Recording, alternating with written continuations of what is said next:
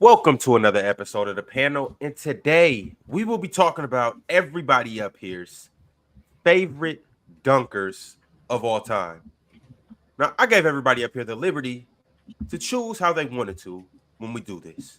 And we're going to choose a dunker from each position, right, Big Ox? A point guard, a shooting guard, emphasis on shooting, Big Ox. Shooting guard, small forward, power forward, center. We're going to go through a list of all the positions with the best dunkers. Now, this could be dunk contest dunkers. This could be your favorite power dunkers. This could be your favorite fast break dunkers. This could be your favorite guy that has just come through the lane and smash on somebody. However you deem favorite dude to catch an alley-oop. Whatever it may be, it's on you. But we're going to see who values dunkers at each position and why they value dunkers at that position. And we'll probably talk about some guys that we've never talked about on the panel before or talked about as much. So I'm excited about this episode. What's good with everybody? How's everybody feeling today? Running good, Joe. Running good. Everybody Wonderful. solid? What's going on, Ben? It's good, man. All right, chat. Y'all know the drill. We need an order. Send me a list of names on how you think we should draft, and then we'll go from there. Swiper, your man said that he said Steph ain't had a help that this dude had. I almost left. Yeah, he said he was referencing 2016, but even then it wasn't true. He said that Steph didn't have a Jamal, and I'm just like, I hate how everybody just pretends Steph didn't have. Like, I'm out. I was good on. He lost me there. I was with him though. I was with him on most of it, but when he said that, I was out.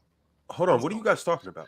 We were involved in a little little squabble last night, and yeah, we was involved in a little squabble last night. And I had Devin Booker, Ja Morant next season. Who would be better? I had Devin. Then I had Bam versus AD. Who's a better defender? I had Bam. Then I had peak Jokic or peak Steph. Which one was better, or which one has been better? And obviously a Joker.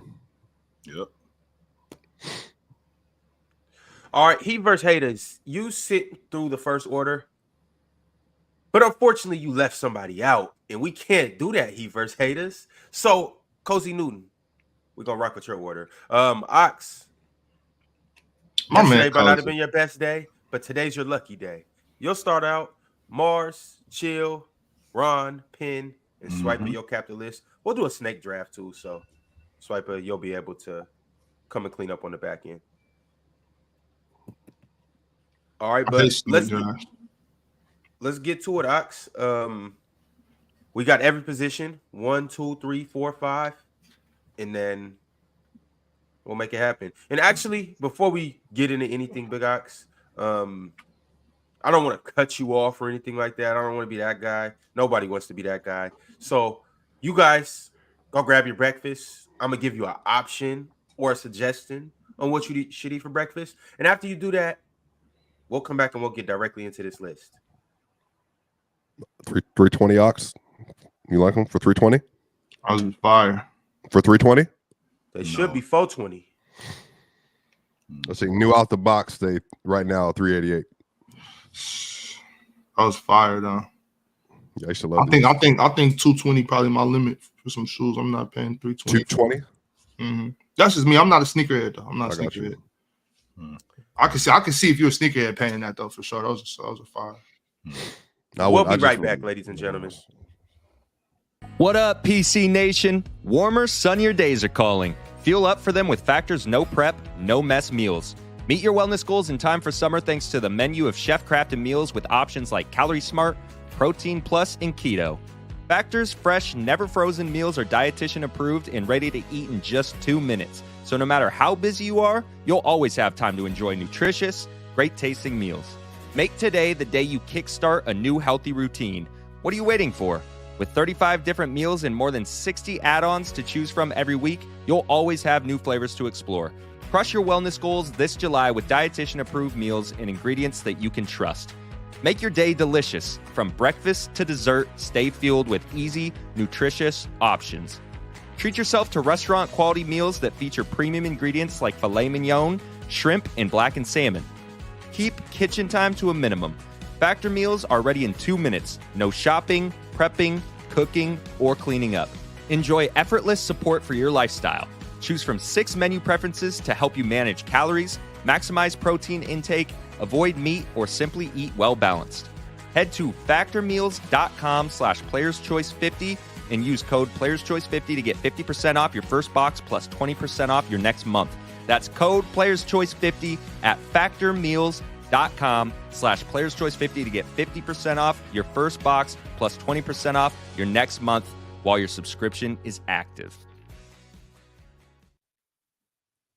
Ox, you think that because he warned us that this changes anything? This doesn't change anything. Just so you know, this doesn't change anything whatsoever. It's still on. I just want to make sure we play on that. It doesn't change anything.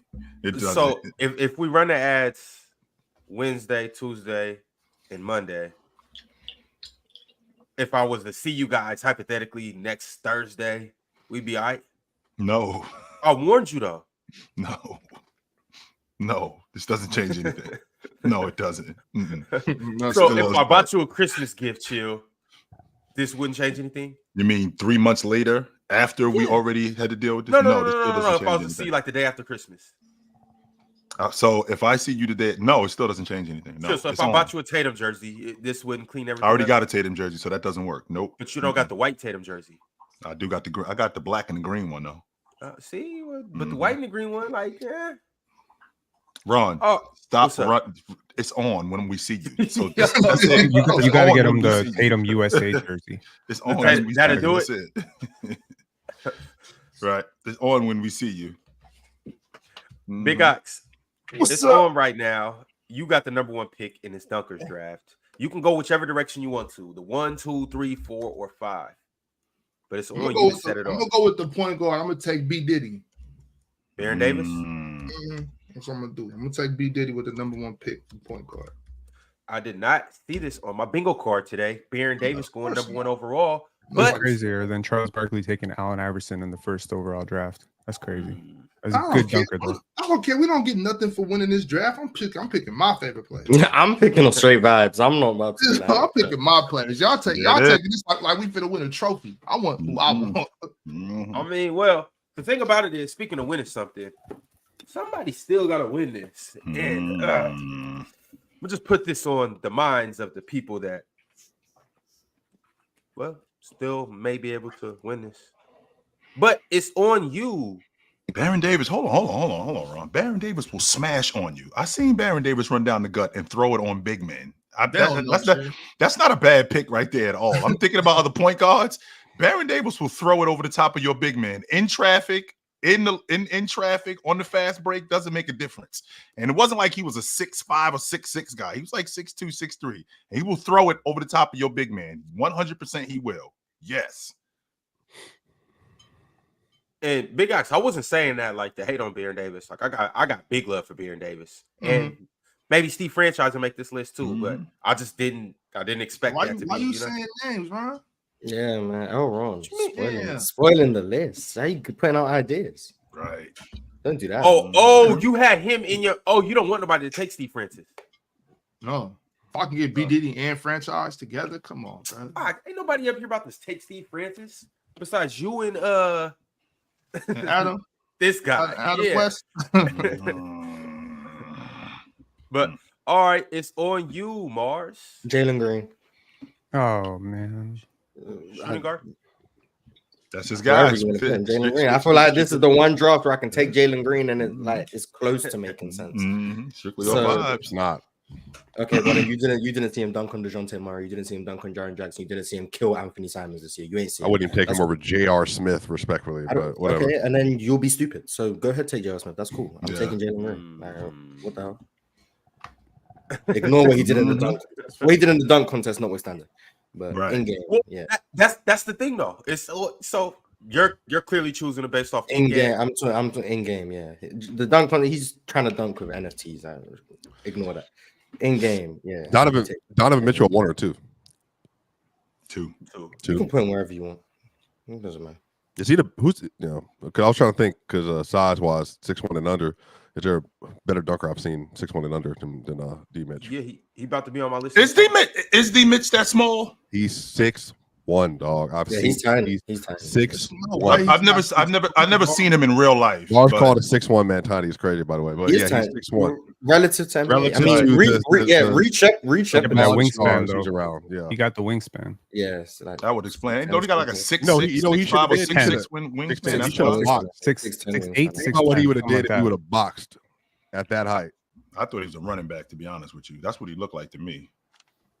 How we got 2 picks off the board and neither one of them would have been top 20 on my list. That's amazing. well, I think the whole world knew I was taking Jalen Green. So I could have had the last pick. I did not know that, Mars. I did. Oh, I didn't then- know that either. Oh, then could've you taken guys, Tracy you McGrady. guys just don't know me well enough. That's If you're trying to do the whole Houston thing, you could have taken Tracy McGrady. That no, would've I'm made doing sense. the Jalen Green thing. That's why. All right. Mhm. Who's pick is it, bro? Hey, Mars, though, with that being said, first off, shout out Joe Dak. He gifted 5 Player Choice membership. So shout out to all you lucky Joe. guys. If you got that membership, make sure Mhm. you subscribe and make sure you like the video as well. And everybody else, even if you didn't get it, go ahead and make that happen. But Mars, Jalen Green's highlight reels really just getting started. Has it even gotten started?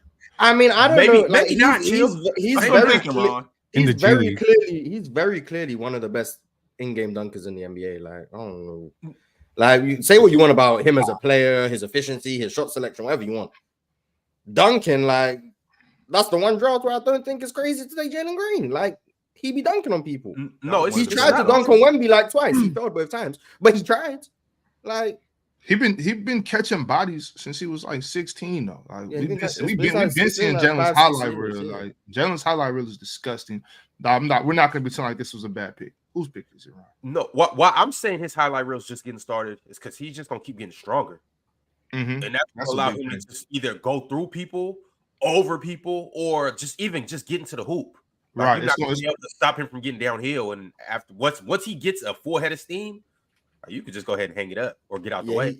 A lot of times that bump coming through the lane could throw a lighter dude off his balance where he can't get off the ground. Like if his core if his whole core is stronger, he'll stay on balance, then he'll be able to get off the ground. So the stronger he gets, the more bodies he's gonna catch for sure. He tried to kill Rudy Gobert this year, but Rudy Gobert bumped him and he had to end up making a layup. The layup is still tough, but like once he gets stronger, it's gonna be.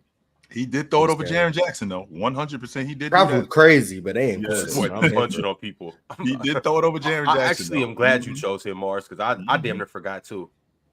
Mhm. Yeah, I But wasn't anyways, there. Jalen Green and Fab clear. Chat, you guys know this. But moving on, chill. It's the 3 spot. Yeah. Or no. It's on you for whatever. You can spot pick you whatever want. position you want. You can pick whatever position you want. Oh, my favorite player all time, Neek. Neat. You know that was coming. Yes, sir. Absolutely, what's coming. In-game dunker, doing dunk contest dunks in games, dunking over big guys, dunking over smaller guys, in traffic. Yes, Neek. One of the most ridiculous power dunkers I ever seen. Punching it, Mars. Like not dunk, punching it through the hole on your big man. Ridiculous. A two-hand windmill full extension. What's your favorite Dominique dunk? Oh, My favorite, Yeah. the one he punched on Bird was incredible. Yep. That's it. I don't know, but the one he dunked on Paris, where Paris is just standing right there at the basket, and he just goes right to him and just throws it right over the top of him. Like, damn, watch out. But the one he did over Bob Lanier was incredible too, because he bumped Bob Lanier and then punched it on him. He did the same thing to Tom Chambers too, with 2 hands. Dominique was insane. Talk about Ox. You talking about catching bodies? yeah, hell yeah. Who was that? That Chambers dunked on when he put his knee in his chest? Mark Jackson. That was Mark Jackson. Yeah, he was looking at the rim like the rim was right. He was looking right at the rim. Mhm. But you know how that is when you jump and you hit somebody and sometimes it makes you bounce up higher. Mhm. That was like one of them. Yep. All right, next up. Oh, it's on me. We're gonna keep this draft very Seattle-ish, guys. Here we go. Oh, okay. Rain Man. Here we go. Nah, the Rain Man ain't from Seattle. I can't. I got Seattle guys. We talking about Alaskan guy Oh. right now? We talking about Yeah. Alaskan dude right now? Gotcha. Mhm. Oh, no. We talk about a 5'5" legend from Rainier Beach High School, went to the Ooh. University of Washington, Okay, got okay. drafted in the first round, should have went lottery that year, really should have went to the NFL too, but a 3-time dunk champ. Shout him out. Nate Robinson. Like, how come we don't talk about What's that as much? Like, is it because the dunk contest has been devalued? Is that why we don't talk about it as much? Yeah. We don't give the dunk contest love at all. No. Even me putting up this episode, I was getting that people were throwing rocks and tomatoes and hate my way. I'm like, yo, dunking. Hey, chill. When I was growing up, dunking used to be the shit. It still is. We used it still is. Nah, cats act like dunking's not even that special in basketball anymore. We would rather talk about floor spacing and in you know what? You might be right. Yeah, you might be right. Chill. Like I don't think we right. value. I mean, but Ron, like in that defense though, like it's just 2 points. You know what I'm saying? A dunk and a layup is just 2 points. You know what I mean? It's not just 2 points though, Ox. It could demoralize your team. It could give your team momentum. Yeah, it can. It can. It's not just 2 points. It gets the fans into it. Yes, yeah, sir. no doubt. But I'm just saying though, like I do. If we're talking about what's more valuable, I do think floor spacing and things like that is a little more valuable than just dunking the basketball. Is it though, Ox? When Jalen Green runs down the lane and he throws it over the top of Jaren Jackson, and that's foul number 4. Now he's got to come out the game, and now that's a momentum turn for the Houston Rockets, as opposed to you cracking the 3. Yeah, because I don't have to dunk on you to get you in foul trouble. You know what I'm saying? And then on top of that, it's like, how often is that going to happen? If you know what I'm saying? How often am I going to be able to do that? It's much more likely that we'll be able to get down court, swing the ball, get an open look than it is, okay, Jalen, go dunk on him. Like, okay. But wouldn't that value it even more? The fact that you don't see guys getting dunked on as much. So when you do see it, that makes it even better. The rarity of it doesn't make it more valuable, because it's something that we can actually accomplish more often. You know what I mean? So that's I don't know. I mean, I think dunking is cool. You know what I'm saying? It's all right, but like if I go up to dunk and I end up laying the ball up and the ball goes in, it's still 2 points. Whereas if you know what I'm saying? So I'm not gonna focus on getting a dunk in the game as much as I'm gonna focus on making sure the floor is space, making sure people are moving without the ball. I think those things are more important than dunking the basketball. But I still like this topic, and I think dunking is awesome. I remember when I was trying to dunk, when I first was able to dunk, that was all I could think about. Like, yo, I gotta dunk. Like dunking is everybody else doing it. Yeah, you know, dunking is great. I was one of the first people to dunk out of my friend group. You know what I'm saying? So it was just like we were trying our hardest to get that dunk off. You know what I'm saying? Well, you was bigger than all of us, Ox. So I wasn't. Chill. That's why I keep trying to tell you, I was not. I didn't. I really hit a growth spurt like in the 9th grade. I started dunking that summer. Like the first month of 9th grade, I finally got my first dunk. You know, so all right, that's fair. Yeah, but I mean, I don't know if I speak for myself. I think I speak for a lot of people when I say dunking is really one of the reasons why I fell in love with basketball. But this is at a young age, though. This is 8, 9, maybe 7. I don't remember the exact age, but you know, we used to run through on the little hoops, just trying to dunk and stuff like that, emulate everybody that we seen. Like that was one of the reasons why I even wanted to play basketball, was to dunk like, you know, just anybody that was smashing in the league. But all right, I grabbed Nate Robinson, and also shout out to Nate Robinson. Hopefully, he's able to get a kidney sometime soon. If you know somebody that maybe has a spare kidney laying around, reach out to Nate Robinson. All right, Penn, it's on you. This is unbelievable. How y'all do this, man? He went 5th in the draft. He's going 5th in this draft. Dunked over a 7-footer. Ended the dunk contest as we know it. Vincent Lamar Carter.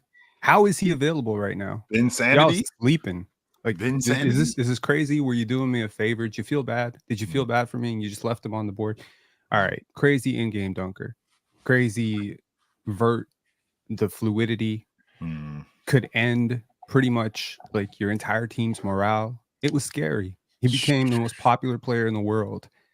And he was for a couple of years there, you know, post MJ, pre LeBron, pre Kobe.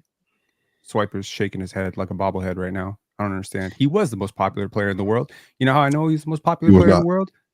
He was the most popular player in the world. He was not. He was. And why are we debating popularity? Like, because I'm shocked by that statement, Mars. I didn't know that it's he not was the that most shocking. popular player in the world. How many years in a row did he lead All-Star vote getting?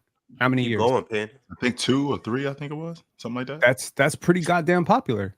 Yeah. If you're not Yao Ming and you're leading the world, you know, I mean, his popularity really grew for three key things. Number one, it was the slam dunk contest in Oakland, right? Mm-hmm. Number two, it was that epic series with Allen Iverson. Yep. Right. I think a lot of people watched that. I think it was amazing to watch two guys going back and forth, exchanging 50s. Then it was, of course, the summer Tracy McGrady left, and then he dunked over Frederick Weiss. And I think that was like crazy, right? Those three things I think really catapulted him. The thing that I think his branding team did, Nike and all those people, is they had him go on tour in Asia with Yao Ming. Nike. Yeah, he was with And One, and then he was with Nike after, right? He was. I thought he was And One during the dunk contest. His branding team took him to Asia with Yao Ming. Yes. That's interesting. Well, because I had those half and halves that he had on for the And Ones. I had a pair of those too. Those. I did. Yes. I had a pair of those too. And yeah, I believe it was like 2001, 2002 when they did that. Mm-hmm. And when he did that tour with Yao Ming, it was like basically over. Like he became really the most popular basketball player in the world for a while. So yeah, I think, and just to speak on the dunk contest itself, like the greatest single dunk contest. There's so many dunks in his career that are super underrated. Him dunking over Tim Duncan. I think that is one of the craziest. It's crazy to me how many times I've talked to people and they don't remember that dunk. Go watch that dunk. Go watch Vince Carter dunks over Tim Duncan. I watched it 85 times when it happened. Just rewind back and forth. I could not believe it. So crazy. Vince Carter is my first pick. Well, it wasn't the first pick on this board. His best dunk, I think, wasn't even in the game. It was that charity event he had. I don't even know if y'all remember that. They threw the ball off the backboard chill, and then he caught it like jumping right in front of the free throw line. He caught it all the way back, back here. I don't know if y'all remember that one. It was in the stadium, but it wasn't in an NBA game. The worst part about it was that Vince came out after a few years of college. That wasn't even his peak as a dunker. His peak as a dunker was probably in high school. Yeah, his high school highlights were nuts. So there was a story where Vince Carter could touch the top of the backboard. He could take like a quarter off the top of the backboard, like his vertical. I mean, people talk about his vertical. They say today is 43 inches. I think at his peak, it was probably closer to 50, 51, 52. Yeah. He put his arm in they have a running. Remember, basketball has a running vertical. So that happened. Ron, I can believe that. Yeah. He put his arm in the rim. But remember, he did that. He basically jumped in the rim. Who's the good old first honey person did. to take The quarter off? I know David Thompson took the quarter off the top of the backboard, but I feel like there was a string of like 3 or 4 dudes that did that for a while, and then Vince was one of them for a little bit. I think the White Goat could have did it. Earl, the Goat, Manigault did it too. Yeah, mm-hmm. That's crazy. Chill, 12 feet. Man. But yeah, Penn. I obviously didn't take him with my number one pick. I had to show some love to my man Nate Robinson. But speaking for myself, I think Vince Carter's the GOAT dunker in NBA history. And it's just based on me growing up. What's your criteria though, Ron? When you talk about being the best dunker, he checks every box. Are you dunking on big He man? got the power. He got the transition. He got the creativity. He got the vertical, right? And then he got the in-game stuff. He got the dunk contest stuff. He's got the creativity. He's got the legacy. He's got the, like I think about Dr. J as a dunker. I'm sorry to mention somebody that's not on my list right now, but you think about icons, right? Like icons in dunk history. When you think dunk, you think Dr. J. You think, like you could specifically remember certain dunks that he did better than certain other dunkers, and that matters too. So if there's like 6 boxes, Vince checks every single box for dunks, every single one. And then chill. He also has the dunks where he literally makes it look unreal. Being able to go and do a dunk that just seems like you're defying all odds. Yeah, like the 360 he did the other way. Like guys don't do 360s that way; they do it the other way. And for him to do it the reverse way, that was pretty impressive. But for him to be the best ever, all right. And he's my GOAT. You've seen a little more than me, and like you've seen people's full careers. So you've seen like. Don't start it, Mars. Don't you start it. Don't start it. I didn't say anything. You didn't have to say nothing, Mars. Don't start it. I'm sorry. Where were we? Who's the next guy? I think it was Swiper. You up? I think Swiper's up. He's got back to back. Mars, you ended the Vince Carter conversation. I didn't even say anything. You ain't had to say nothing. Yeah. I think Swiper is up. Yeah, Mars, it's on when Chill sees you. It's on. So we're drafting based on position or no position right now. whatever position you want, but you're taking somebody from every position. And so, who's off the board already so far? Jalen Green, Dominique, and Vince Carter, and Nate Robinson. Oh, every position. Well, let me secure the. You got two. Ones. It's a snake draft. You got two back to back. I know how fantasy football works, Penn. I'm a champ.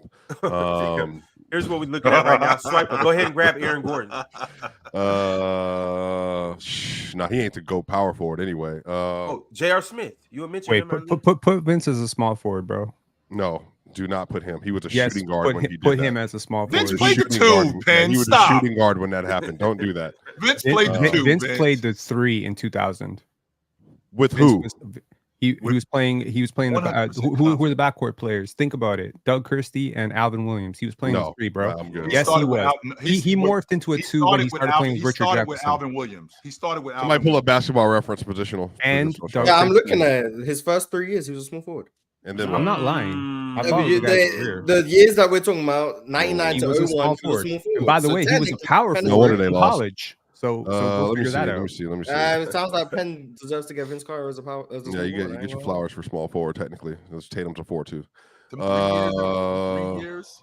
Is that what we count? We count those. Well, that was the peak of Vince Carter dunking. His peak as a dunker. He was playing, bro. He played center in high school a couple times. I could take him as a center dunker too. That's what makes Vince so great. But he's a small forward for my purposes. I'm taking top 2. Back to back, give me. I want Russell Westbrook and I want Dwight Howard back to back. Russell Westbrook, Dwight Howard. All right. So you got Russ and you got Dwight. You definitely cleaned up right there, Swiper. Before, because I want you to talk about these guys both as dunkers. But before you do that, where do you want Russ at? Because he did play the power forward in Houston. Point guard. Making sure. All right. That's crazy. But Swiper, what made you? I mean, these two are kind of like obvious, but what made you pick these two? Well, I want to secure my positional value. Russell Westbrook is the best point guard dunker ever.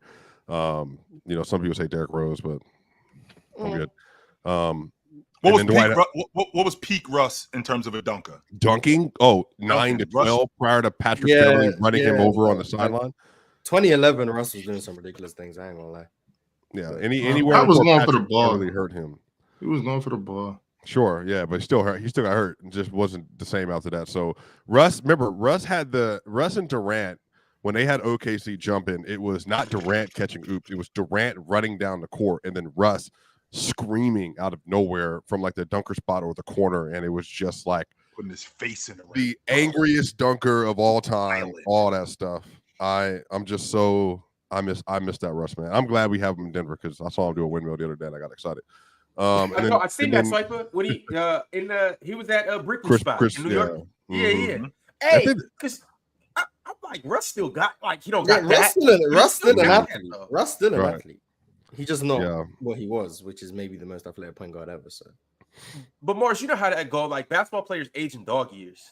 It's like the minute you hit 30, it's like it just starts feeling like you're just ancient and you can't do certain things. So when you do it, you'll be like, oh, you'll start saying, oh, he's still sneaky athletic, or oh, he got old man knees and all of that.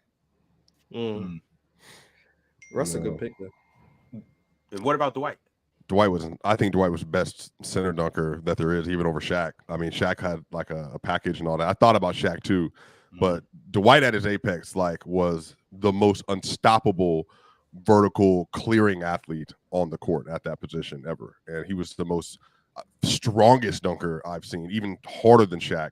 I think athletically he got higher than Shaq, which was insane. I know, but I'm saying but Dwight, Shaq was tearing down rims, B. No, I know, but they changed the rims. But I'm saying, if Dwight was in 92, 93, and they didn't change the backboard, then I think he would have did it too. They just changed the mechanics because, athletes got bigger. Oh, engineering, they got all the mechanics from Yale and Duke and all that stuff to go, build them a better basket. But Shaq was a force of nature. Right, but did you give Arvydas Sabonis even an inch? No, but he the Federation Arvydas was insane. Yeah, but no. Yes.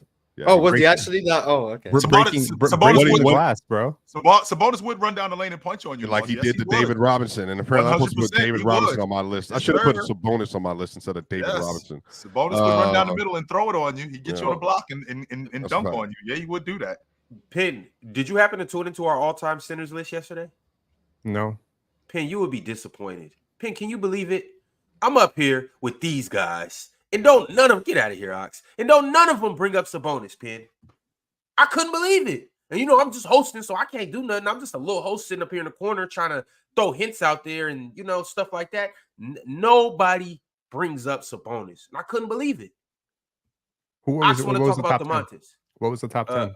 Penny, we'll get to this a little later. We got to finish this. Remind me, and I'll let you just let stop wasting time. Wrong gonna bring something up. Someone asked a question connecting to how we don't have time. Like, I never said we don't have time. I just said we got to finish this list. Okay. We can't juggle 2 lists. Ox is on site. I'm telling you. Ox. Okay. Yeah, Mars. All I gotta say, I got next. On site. You should have never did that when Chill brought up. Never mind. Onto the list. Okay. It's me. So yeah. Yes, it's you. I got next. All right. Now you're gonna understand why I put Vince at the small forward so desperately, because the shooting guard position is literally the most littered list of best dunkers. And I got to tell you, Vince wasn't even number 1 on my list. I got 2 guys on the list ahead of him, neither one of whom played an inch in the NBA. Oh, boy. Y'all heard of Kador Ziani? No. Time to do some research. Oh, boy. Hold on. How do you spell his name? Kador. So you don't got to be in the NBA to make this list. And we clear about that. We said greatest dunkers. Well, ever. I know if that's the case. Are we clear about that? If that's the case, I know exactly who I'm taking in my 3 guard. I know who I'm taking. I know who I'm taking at the center. You got to show these guys some love. That's why the dunk contest has been so trash. And you got a guy from the G League coming in and winning back-to-back dunk contests like Mac McClung, and everyone's like, "Yo, there's a lot of talent in the world," right? But I'm not gonna do that here because y'all actually left Michael Jordan on the board. And I'm gonna take Michael Jordan. He was next here. for me. He was actually next. I'm taking Michael y'all Jordan. was safe. I wasn't nobody thinking about Mike. I thought about going unconventional. I thought about going unconventional here, right? You know what? I'm gonna leave Michael Jordan for Cho. I'm gonna leave Michael Jordan for Cho, and I'm gonna take somebody else because I want to shine some light on this dude, James White. Flight White, James Flight White. I didn't even think anybody was going to take him. He was going to come back to me because y'all didn't watch James White. James Flight White. This Gianni guy is doing some crazy things right now. I'm not gonna lie. But, I mean, okay. So James White had the first windmill from the 3-point line. He kicked the ball out of the rim. He kicked it. Mm-hmm. The ball, it's a wedgie, right? He kicked it. Kador is crazy, and Mars's mind is being blown in real time, and we're watching Mars lose his mind, which is amazing. You should have seen him watching Adrian Peterson highlights. Oh yeah, nice. Okay, so for James White, I mean, a lot of people are going to point to the fact that he got bounced in the dunk contest. He got 1 dunk contest, and he did not win it. But I'll remind you, he was 30 years old when he got into the dunk contest. To those who followed dunkers like through the early 2000s, late 90s, when dunking was on the rise and highlight culture and mixed culture, James White blew my mind. Like from the free throw line, fluid as hell, good power dunker, right? Like he had some. Tell the people he had it between the legs and windmill from the free throw line in college before Zach LaVine and any of them ever did that on that stage, and he had his whole foot behind the line on both of those things back to back. Absolutely. He was one of them dudes that could be like an Olympic athlete. 1,000%. Yeah, a long jumper. So I mean, he was one of them dudes. The hang time this guy got, the ability to and again, it was smooth. Everything he did was smooth. There's a lot of dunkers that are a little bit herky jerky, and he wasn't the biggest dude either. He was about 6'5". So I'm gonna give James White, Flight White, my shoot my shout two out, guard shout position. out Air up there too. He's not gonna make the list, but Air up there was like that. Half man, half amazing, all of them. How come you're not gonna make the list? I don't know. We had an and one debate here up here a couple months ago, and I don't feel like people really know. Air up there should make somebody's list, and he's a guard, so it's not like, I mean, we already got Baron Davis. Yeah, he had the 720, right? He's the one that did 720. He is the one who did the 720. 720 That's crazy. was insane, right? For no money. Just for the love of the game. I'm telling you, I hate this snake draft. I always have hated snake drafts. I don't understand why we doing the snake draft. What's a snake draft? It's to keep it fair. So the people who go last get to go first in the next round. So you don't just get the first person going first every round. If you're in the middle, you're kind of cooked. But well, and lo and behold, I'm in the middle, and I'm not complaining. Wow, but I'll take another Seattle guy. Shout out to Nate Robinson. We got a full Seattle backcourt. I'm gonna pair him with another multi-dunk champ in Zach LaVine. Is he from Seattle? Yes, sir. Yes, he is. I thought he's from Washington. He's from a city technically that's like 20 minutes north of Seattle. It's called Bothell. But Okay. So he ain't from Seattle. He's from the you're area. a fraud. You're a fraud. Oh, he's from the area, Ron. Yo, I had to call that out. What My are you bad. talking about? so I'm not from LA. I'm from Anaheim. Inglewood. Like, Right, you're not from Los Angeles. No, LA. I don't know what that means, but They take that very seriously in LA. Yo, Yes. Zach LaVine is. They don't take it that seriously in Seattle, apparently. Okay. Seattle, that's kind of crazy. If you're from Bellevue, if you're from Shoreline, if you're from Kent, if you're from even Tacoma, like you are from Seattle. Nah, that is Seattle. If I'm from Pueblo, I'm not from Denver. I'm not. Zach LaVine's from Renton. No. Shout outs to Renton. Renton is 2 feet. It's 2 feet away from Seattle. It's okay. So 2 feet don't matter. No, it's Seattle, bro. It's Seattle. Nah, let's move. It's Let's 2 move feet. on. It's 2 feet away. I don't even know. Let's move on with this. So, Ox, am I from New York? It's right. Well, no, because New York, because certain places take that very serious. Like New York and Jersey, they take that serious. Yes, you know what I'm saying. It's certain places where you don't do that, but in certain places, it's all good. You know, like for instance, in Dallas, if you're from Fort Worth, you're not from Dallas. You know what I'm saying? No, those but places are not the same, right? No, but a lot of places are more accepting. Like it's just W geography lesson is 12 miles away. Nah, 12 miles, man. Convert to kilometers, Mars. You got to convert it to the metric. Oh well, I don't know the conversion. Like Dwayne Wade is not from Chicago. I think he's from I forgot the name of that place. It's outside of Chicago. D Wade rep Chicago. He does rep Chicago. Sounds like he shouldn't to me. Yeah. Sounds like he shouldn't. 18 kilometers. Yeah, that's a long distance. Yo, Renton and Seattle literally they touch each other. 18 kilometers is not touching. You have to leave Renton to go into Seattle. Like, bro, expand your search. Exactly. You have to leave this place to get to the next place, which means they aren't in the same place. Ron, just show Renton some love. Stop taking all their hoops. Ron, let's just move on. 12. Just like Mars said, I can't believe we're arguing over if Renton's Seattle or not. I've never even heard of this place. I'm just being facetious at this point. All right, the next pick is on Chill. Sure. Who you got? I'm saying Jordan, Michael Jordan, in-game dunker, open floor dunker, both hand dunker. He dunked from the free throw line twice in the dunk contest. I don't think you know how hard it is to do that one time. He did it twice in the dunk contest, the same day. So, yeah, Jordan. He's got posters of him dunking on guys. Yes, Jordan. Meh. Mm-hmm. He's no Jalen Green. Facts. But he's pretty good. Yeah, he cool, but I mean, he's all right. He cool. All right, next, Mars. Shaden Sharp. Ooh, okay. Mars is doing the Gen Z draft. No, I mean Shaden Sharp, one of the most vertically explosive players to come in the league in recent times. He's got some crazy dunks already, and I don't even know if he's played 100 games yet.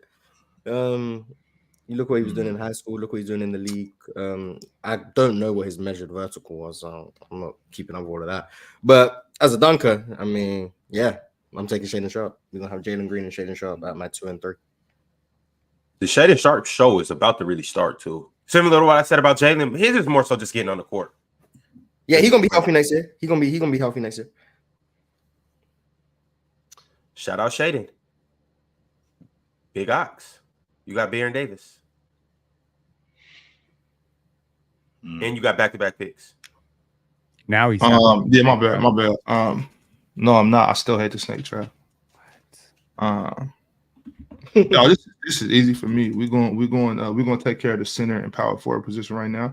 We're going to go with Stromile Swift at the center and Amari Stoudemire at the power forward. Hey, Stromile Swift will put you through that basket, Ox. Yeah. Yes, he will. He will throw it right over the top of you and your big man. Any iteration of Swift you taking? Which one particularly are you thinking about? Just Memphis, Bulls. The Grizzlies. Yeah. Swift comes to I'll take either one, but I want Memphis though. And for Amari, you know what Amari we want.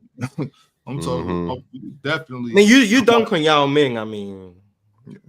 So we're gonna go ahead and do Stromile and Amari. Stromile at the center, Amari at the power forward, or we can switch it. It doesn't matter. Either way, however you want. They both played power forward in their prime, and they both played center too. Amari played the 5 for the Suns. He definitely played the 5 for the Suns. So, you know, until Shaq got there, then he went back to the 4, but the team wasn't great.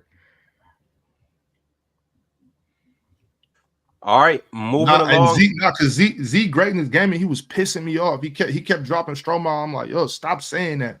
I don't want nobody to see it and pick him. I was like, bro, could you please stop dropping that name in the chat? All right, it's back on you, Marge. You have Jalen Green and Shaedon Sharpe. There's someone I want to take at the 4. Take him then. No, because I have to honor the best NBA dunk contest dunk I've ever seen. And that's Aaron Gordon. So I'm taking Aaron Gordon. I'm putting him in my 4. That dunk over the mascot where he literally sat down in the air, that is the best NBA dunk contest dunk I've seen live. And nothing has come close in the 8 years since. That is one of the most ridiculous dunks I've ever seen from an NBA player. So no comment. But yeah, I'm taking Aaron Gordon. So sorry to the other power forward. I can't take you. Well, and it was the one right before that too. It was the it was turning where it's spinning and he brings it all the way down here. Aaron Gordon's. And then even the one he didn't use a prop, the one on the baseline where he did the reverse. Bro, Aaron Gordon won that dunk contest. And then he had the windmill off the side of the basket. Like, what are we doing? Aaron Gordon won that dunk contest. Ron, take off your Seattle hat, Ron. Take it off. Yeah.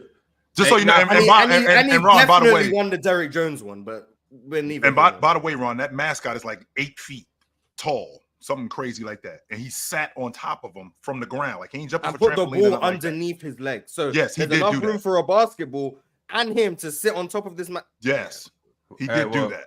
Maybe he should have wore Dwayne Wade jersey, and he could have won it. Yeah, I got Aaron Gordon, man. All right, shout out Aaron Gordon though. We know his work, we know his resume. But chill, it's back on you. You got Michael Jordan and Dominique Wilkins. So I'm basically putting a team of dunkers together. So if I'm putting the team of dunkers together at the 4th spot, I'm going with the Rain Man. That's who I'm going with. Yep. The Rain Man was incredible, in-game dunker. Just throw it up next to the rim. He'll go get it. Doesn't make a difference where it is. Just throw it up there. He'll go get it. He was great off the 1 leg, off the 2 leg, and he'll throw it on your big man in traffic with the handle. Doesn't make a difference. Yeah, I'll take him. Shout out Mr. Kemp. Sean Kemp got it. Chill. You got Jordan, Neek, and Sean Kemp. Yes, sir. I do. Is Sean Kemp in the Hall of Fame? He is not. No, he had it was a very short run for Sean. Interesting. Maybe 6 years. He tried to come back. Well, I don't know if you noticed, Jill. Sean Kemp, and guess who else was in Nuggets training camp in like the mid 2000s? Okay, no. You know who I'm talking. I think he might. He wasn't. He never played in the NBA before, but he came to training camp because he was a hooper. Ox, you might remember this. A rapper. Oh, Master P? Yes. Yes. Both of them came to camp in the mid 2000s. Master P used to be a bucket. Master P he was play. Big I didn't player. know he ever went to. I didn't know he was ever with the Nuggets training camp though. Mm-hmm. That's fine. And then, remember Romeo went to USC. What was it? Romeo was garbage though. Yeah, but DeMar DeRozan went to USC. Right. Hey, DeMar went to USC, and he was like, you know, a lot of that used to. I mean, I'm sure some of it still goes on today, but back in the day, it was like, yo, yeah, I'm a 5-star recruit. I'll come to your university, but my little brother got to come, or my best friend got to come, or a lot of people nowadays do it with their dad's coaching. Like, okay, if my dad comes on as a coach, then I'll come over there. But back then, it used to be like your best friend. We seen them at that tournament in Houston a couple times, bro. That boy was garbage. Well, I'm telling you, trash. I'm telling you, that boy was garbage. Garbage. Trash. Hey, crazy story. We went, and this is when I was in high school with Shaq. We traveled to LA for a tournament. And this is like in high school. We like actually during the season, we ran into them at the airport. It was like, oh, that's DeMar DeRozan. Oh, that's Master P's son. And then everybody else that was on the team. Shout out USC. DeMar was like that. Shout out OJ Mayo too. Facts. Definitely shout out to OJ Mayo. OJ was cold, bro. So Master P tried out for the Raptors at one point. So that's one connection. Yeah, There's that's another Played thing. preseason games with the Raptors, didn't he? Yeah, that's what I remember him at preseason with the Raptors. I remember that him in the purple Raptors jersey. But I will say this: his first son, Romeo, probably not a very good player for USC, but his second son, Mercy, is really good. Has he committed yet? Hold on, he's going to HBCU, Houston. right? He's going to Houston. Going to Houston? I believe so. Yes, I think he signed the offer. He's good. I'm pretty sure, if I'm not mistaken, he's a senior right now. He definitely is good. No, he's 19. He should be a freshman. Oh, yep. He's at the University of Houston right now. Boy, look just like his damn daddy, too. Shout out Mercy. All right, moving along. Chill through a wrinkle in what I got going on. Because I was. Because you a homer. That's why. Because you a homer. And you can't see outside of Seattle. No, not really, because he saw Zach LaVine. So, well, hey, since I gotta go outside the Seattle city limits, Renton's finest. Chill, I'm a hit home for you, Chill. You want to cross into my territory, so I'm gonna cross into your territory. The 50s. I'm just kidding. My bad. I can't see. You couldn't help yourself, could you, Ben? You couldn't help yourself, could you? I couldn't. Who did Chill take? Who did you take, Chill? Sean Kemp. Sean Kemp. Oh, okay. Yeah, but since you want to do that, I'm gonna go to your goal. How about that, Chill? I'm gonna go grab LeBron James then. Much game. At the 4? Yes, love it. I like that. That was gonna be my next pick. I can't believe LeBron even fell this far. I ain't even consider him. Respectfully, I ain't even consider him. He's one of the best in-game dunkers ever. I knew I was taking Aaron Gordon on the upper power forwards, and I was getting Shaden Sharp on my team. So. You yawning at LeBron James as a dunker? I'm not thinking about LeBron James as a dunker. Let's move on. Do we forget what he did to Jason Terry? No. Or his coach, Damon Jones. That was crazy. But all right, it's on pin now. Who you got? I'm tempted to go with a guard here, but I think I got to shore up the power forward position before they all get taken. Blake Griffin. That's what I was going to take. I love Blake Griffin. Yes. Blake Griffin jumping over that Kia. Troll it all you want, but really one of the most. I have to take Blake as a 4, right? I was thinking about. There's another 4 that I was thinking about as well, but I'll take Blake over him. He played the 5 in Brooklyn. But I don't want Brooklyn Blake Griffin on my dunk contest team. I want Lob City Blake Griffin on my dunk contest team. So I'm gonna take Blake Griffin. Blake was so disrespectful with it. Crazy. So disrespectful. All right, y'all, make sure you like the video. Make sure you become a member. Make sure you subscribe to the channel. And make sure you just keep going, chat. Swiper, you got back-to-back picks. Give me Dr. J and David Thompson. Damn, them two. The Skywalker? Fire. That's fire. The Skywalker? At the 2 and 3 or 3 and 4? The Skywalker and the 4. I'm just gonna take a The 2 and the 4. Okay, the 2 and the 4.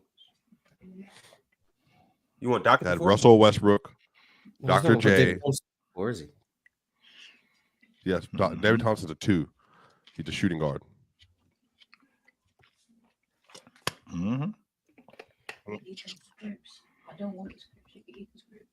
remember I remember when Blake Griffin put Pau Gasol when they was playing against the Lakers, and he basically threw it over the top of him off that putback. Ooh, that was ugly. I don't think, and again, I know like people.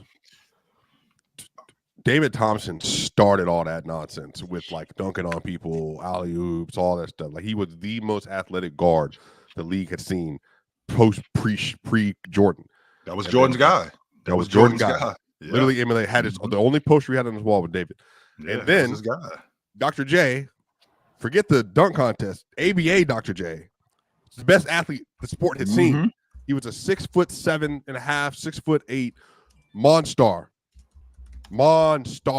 that dunked on everybody and did everything, including had the first free throw line dunk. So, yeah, it was only thing I don't like is that they was counting up like you don't dunk when you just throw the ball in the rim. If you don't touch the rim, grab the rim or something, that's not a dunk. Blake, like that one on Timothy Mozgov, that wasn't a dunk. Really, Ox? Like if I throw it in the rim, that's not a dunk. As opposed, so I gotta grab the rim. He was this far away from the rim. So what is it? And what is it? An aggressive layup? Again, that's what I'm trying to figure out. Power like, layup. Power layup. Like, that's not a dunk. Was Dwight Howard the first time we really saw that? It was nasty, but it wasn't a dunk though. Dwight, the first one who was throwing was the first one who threw it in the rim that we really saw with the Superman dunk. Yeah. Oh yeah, in the dunk contest. Yeah, that wasn't no dunk. But then like y'all remember? You remember when Carmelo used to go over the rim and kind of just jump it in like that? No. Yeah. That was older Melo, but even young Melo used to do that. You know what I'm saying? Like that. That's still like because he go hit the rim. That's technically still. I know he ain't gonna make it back to me, but oh my God, that dunk that Carmelo Anthony had versus Argentina, bro. Oh my goodness, bro. It's Swipe. There's no way that anybody's taking Carmelo Anthony in this. Really? No. McDonald's All-American Carmelo? Swiper, stop it. Stop. Syracuse Carmelo? You know what he's trying to do? He's trying to convince somebody to take Carmelo. So are y'all drunk? No, he's trying to do an all Denver thing. There's no way anybody's taking Carmelo Anthony, bro. Stop it. No, we're doing this based on peak dunk. Are y'all drunk? You can have him, them Swiper. I speak for all of us when I say that we're not taking Carmelo. Outside of the best dunk comps for a young when he was young, had one of the best dunk highlight tapes in the league when he was 1,000%. Carmelo has never been a top 15 dunker. What are you in the league. talking about? Like he's never been. At any moment in time, you guys ain't never ranked dunkers. Y'all television. I watched him at Oak Hill. He was not that. Y'all television. But outside of him punching on Paul Millsap, like he did. Outside of him punching on Paul, punched on Yao Ming, punched on Theo Ratliff, punched on Francisco, whatever name is. Garcia, or that what name? Garcia? Swiper has Melo ever even been the best dunker on his team? Spurs, Francisco. Oh, the big Francisco. Okay. Yeah, the center. Yeah. I forget his name. I know you're talking about. And then had the Argentina dunk where he literally yammed on the entire country. Francisco. He won the McDonald's All-American dunk contest. Or birthday. Yo, Swiper. He's never even been the best dunker on his team. What are you talking about? You're yapping. That's what I'm saying. Not once. I'm sorry. He's a better dunker than Kenyon Martin. Kenyon Martin just got him high. He wasn't a better dunker. Kenyon Martin was a better dunker than Melo. Let's go. Yo, he was. Wait, Swiper. Wait. Let's calm down. Let's calm down. Swiper. Let's calm down. J.R. Smith. There was J.R. Smith. There was J.R. Smith was on team early. There was Birdman. Birdman was a great dunker. But he also was limited too. All he did was the reach backs, the back scratchers. Boom. Yeah. Hey, but he was scratching. He had no bag. He was scratching the bottom of his back, though. He didn't have no bag. Melo had? Right. In the air? His tomahawks were up there, bro. What you talking about? No. Banged on LeBron and them bummies. Banged on LeBron and them bummies. I used to want Melo to come rip the rim down. No, I never liked that, Ron. I hated that, Ron. Can we play highlights in this area? I hate that. We not. Why can't we play highlights? Get a deal. Get a deal with the NBA Players' Choice so we can pull up these clips. This is crazy. NBA, get a deal with us. We would love to play your clips. That's so crazy, bro. Look, pull it up. Top 25 dunks from Carmelo Anthony right now. Put it in the chat. Drop it in the chat. That's crazy. The one he threw on Paul Millsap, that's the one I remember the most. I love that one. But I don't remember him as like one of the better. When was his apex? I don't care if y'all remember. Into the swipe. But when was he at his apex? He showed up in 2003. The year before that, he was at. Bro, he was at his apex from 2001 on as a senior in high school when he won the McDonald's All-American Dunk Contest. I'm the most biased panelist up here when Chill's up here and Ox is up here. That's crazy. And when Ron is up here, and then when he put Jalen Green on this list, but I'm the most biased. Ron's putting together an all-Seattle. Jalen Green is a better pick than Melo. I'm arguing Jalen one Green player. But you didn't watch Melo when he was younger. Jalen Green is a better. What do you mean two? I didn't pick Melo. I didn't pick him. You were going to. No, I was not. I wasn't. You just said that you're going to. He's not going to make it back to me. So I'm good. If he was, nobody's saying Carmelo Anthony, bro. I think you would have been more correct with Candace Parker. Swiper knows Melo. I'm saying now y'all just yapping. Y'all just disrespectful. A bunch of lack of ball knowledge up here. No, Swiper. What you're doing is you're basing your logic on him winning the McDonald's All-American. No, I didn't. I just brought up multiple dunks in the NBA. You said I said multiple dunks in the NBA. You said in his peak he won the McDonald's All-American Dunk Contest. Okay, no, I said from there on. From there on. He won the McDonald's All-American. He won the McDonald's All-American. I can't post to the chat. I can't post to the comment section. I don't know why. Every time I try to post, it deletes. When he's you blocked. When he's in his apex. Okay, let's say Swiper 2001 to let's say 2004.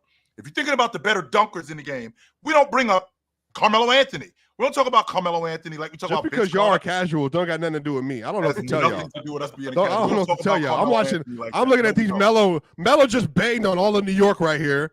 I don't understand this. Melo with the throwbacks on too. Hold on. And then he dunked on Kevin Garnett.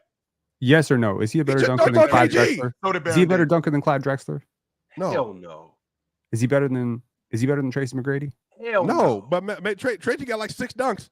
He got Sean Bradley and a couple other ones. That's it. He doesn't have like a dunk bag. Why are you picking him? Those guys are still on the board. Because I'm just saying, like, you know what I mean? I just said Melo's not going to make it back. Small forward. Point. If he's worse than those guys are the bottom of my list. We didn't even get to. I saw T-Mac dunk on one person, and then I saw Melo dunk on his teammate. That's all I saw. That's all I'm saying. Okay. I'm next.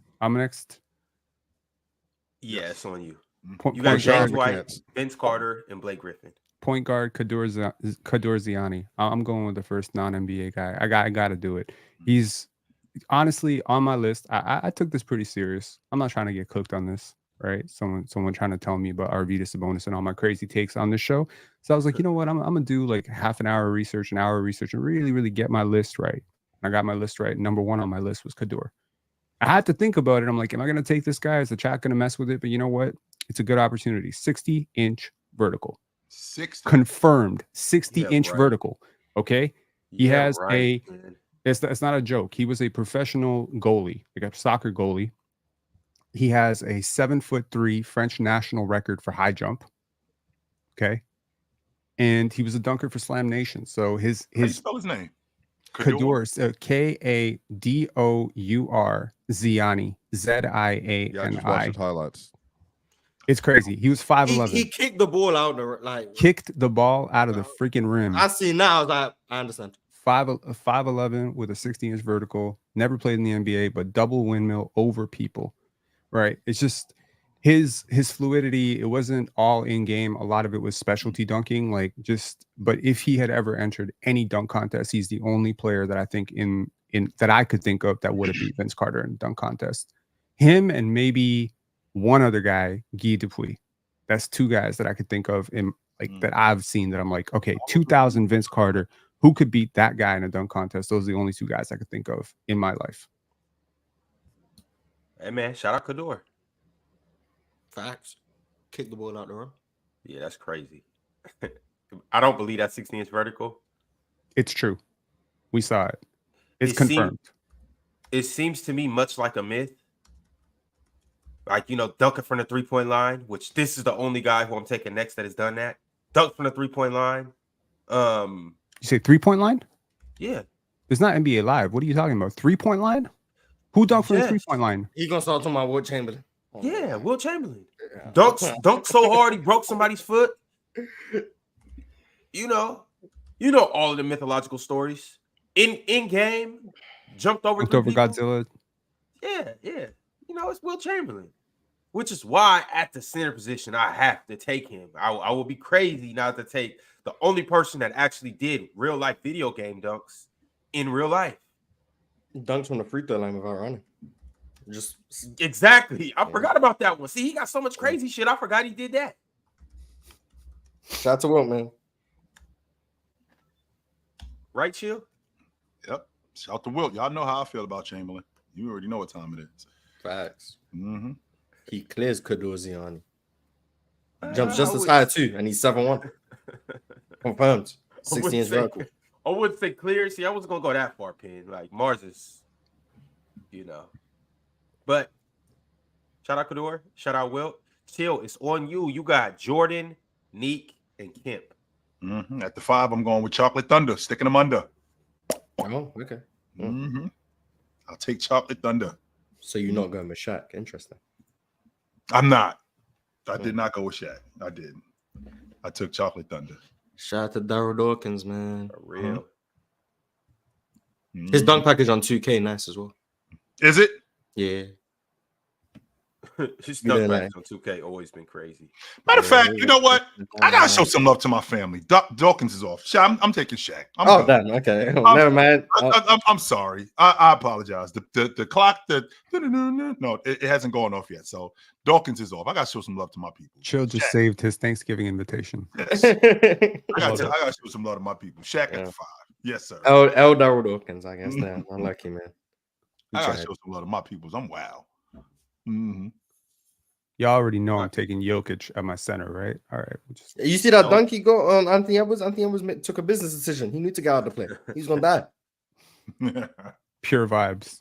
Coming down the lane, man. Jokic punching on people. Mm-hmm. Mars, you still have a center position. I know. Maybe Jokic or Sengun. Wait, is it on me right now? Yeah. Oh, no. At my point guard, I'm taking John Morant. Hey, can't go wrong with that. Explain John Morant over Mac McClung. In-game dunks. Yeah, I mean, like, how many games? That's not fair. How many dunks you seen Mac McClung do in an NBA game? Bro, he only played 4 NBA games. That's tough. That's not fair. They put Mac McClung in the league, so I'm pretty sure he played like 8 minutes in his whole life. They put Mac McClung in the league so he could be eligible for the dunk contest. Like, that's it. No other reason. Even though he can play.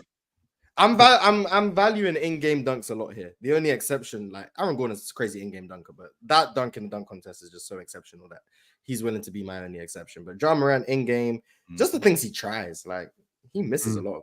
But just the things he's willing to try is insane to me. The power, the extension, the dexterity, trying to dunk on any and everyone. Even this year, he tried to dunk on Wemby. I'm not really moved by that dunk. Like, it wasn't crazy, but like trying it. Yeah, I gotta go with John Morant when Russell Westbrook's off the board. I considered some other point guards, but I appear to be keeping like a post 2015 theme. So I'm gonna stick with it. Hey, who's taller, Mac McClung or Ja? Or they about I'd assume Ja's taller. I think Mac McClung's about 6'1", 6'3". Yeah. I think Mac's probably. I think Ja's more 6'2", 6'3". Mac's more 6'1", 6'2". So okay. So the Pin you asked like why Mac over Ja? To me, it's simple. Like when I watched Mac play, and I'm gonna keep high school out of this. Just in college and even like some in some G League games, Mac don't get a lot of in-game dunks. He'll get a fast break dunk, but he's not coming through the lane, rising above literally everybody. Ja got posters. Ja coming through, and when Ja come through, clear the runway. Yeah, getting to it in the half court, man. I respect that a lot. Like if you can get a dunk, a poster in the half court, that means more to me than like a breakaway 360 or something. Like in terms of just dunking, I feel like being able to get up in traffic and all those things. And John Morant might be possibly the best in the league as a point guard right now, and one of the best ever at that position. So, Mars, you could exclude point guard, like being able to get in the paint and rise. I'm talking about in the half court setting. At any moment in time. You know, at any moment in time, Ja can come through and turn up. And he has more times than not. Yes. Throwing it on Pirtle. Who else did he throw it on? Damn.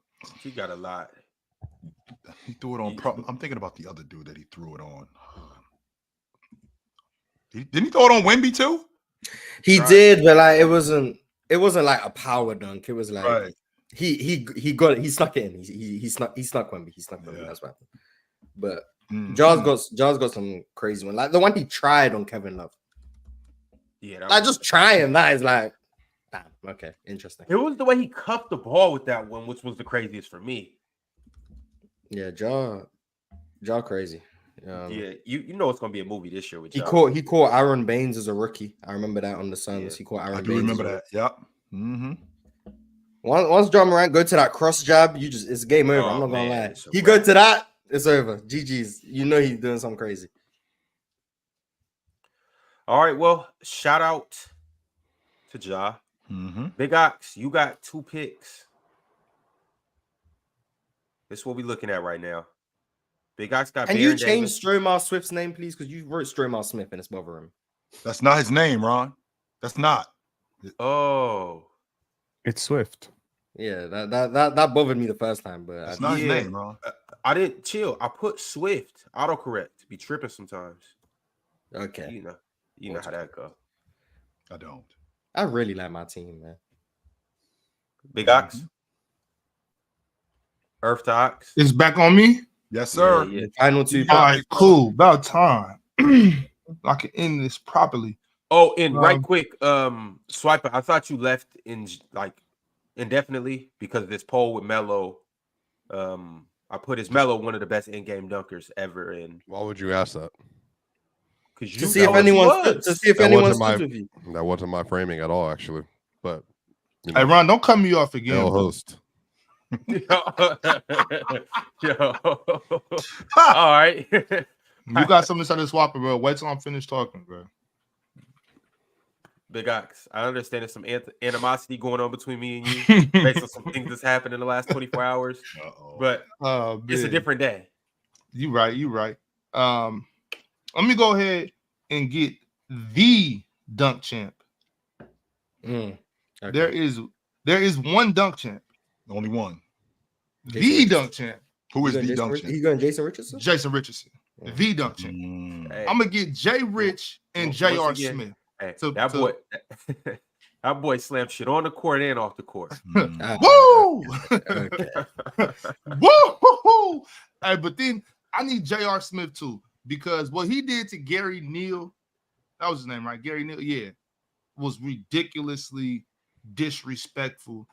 Give me Jason and J.R. Smith and Jason Richardson to pick them up. Off the weak leg too, by the way, not the strong one. It was insane. How dare you take J.R. Smith when he wasn't the best dunker on his team? How dare you take J.R. Smith? Oh, okay. That's it's disrespectful. Funny. Yeah, well, okay. That seals up my top 5, and I'm done.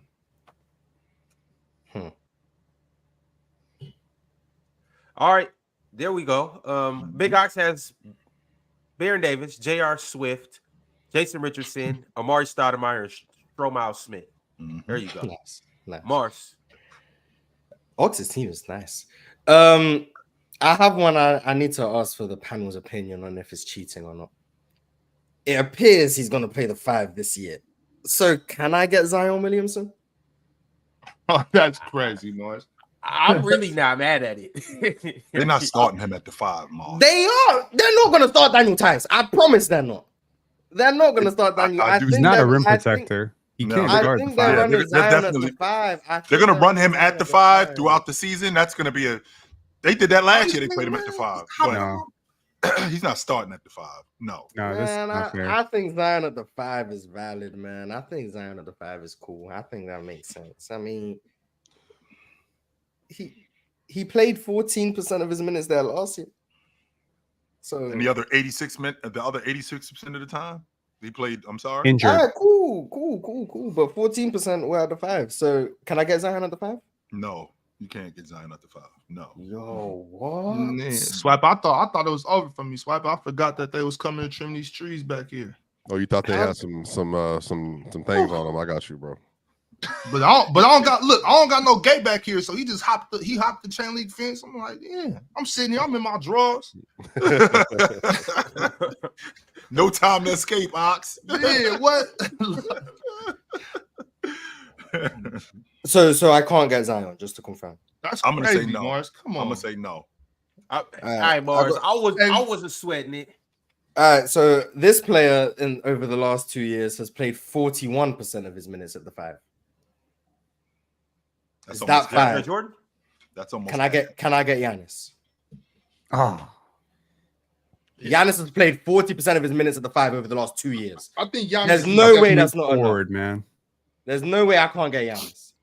I think that's acceptable. I'm with you on that, Mars. All right, let me get Giannis at the 5. To be clear, you're getting 29-year-old, 30-year-old Giannis. Yeah, I I have to get the Giannis of the last 2 years. I can't get the Giannis that wasn't playing the 5 at all.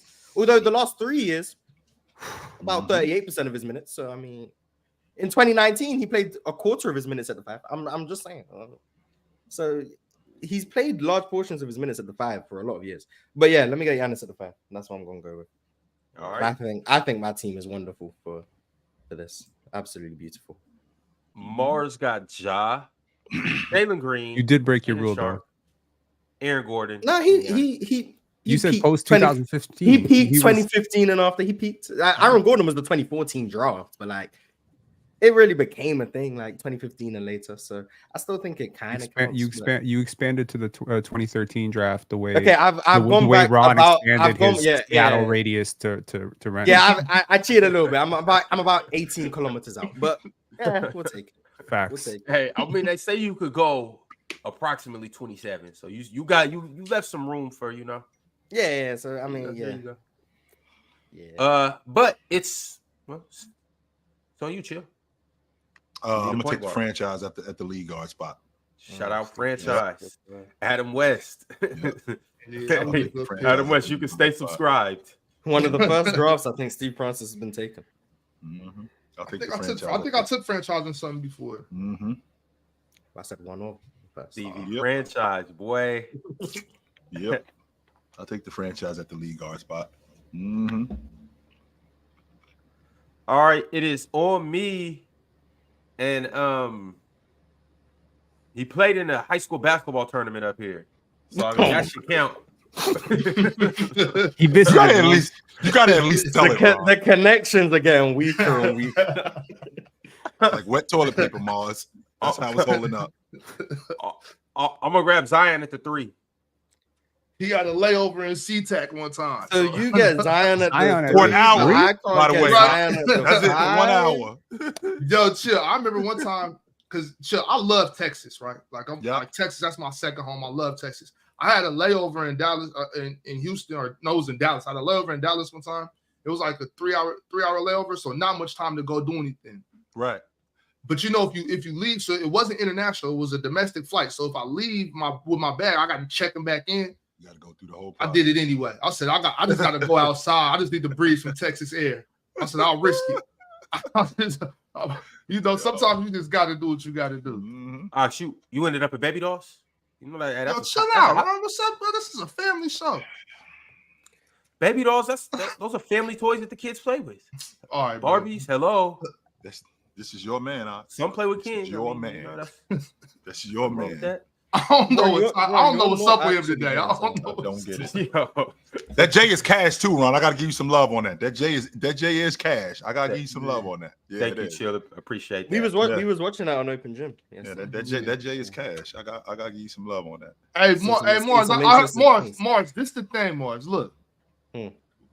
It was a shooting competition. That's why we were shooting threes. Typically, if we we working on other things, Mars. We working on other things. I'm not a hypocrite. We go. So you have to shoot. You have to shoot from 5 feet behind the line. You have to shoot from 5 feet behind the line. What?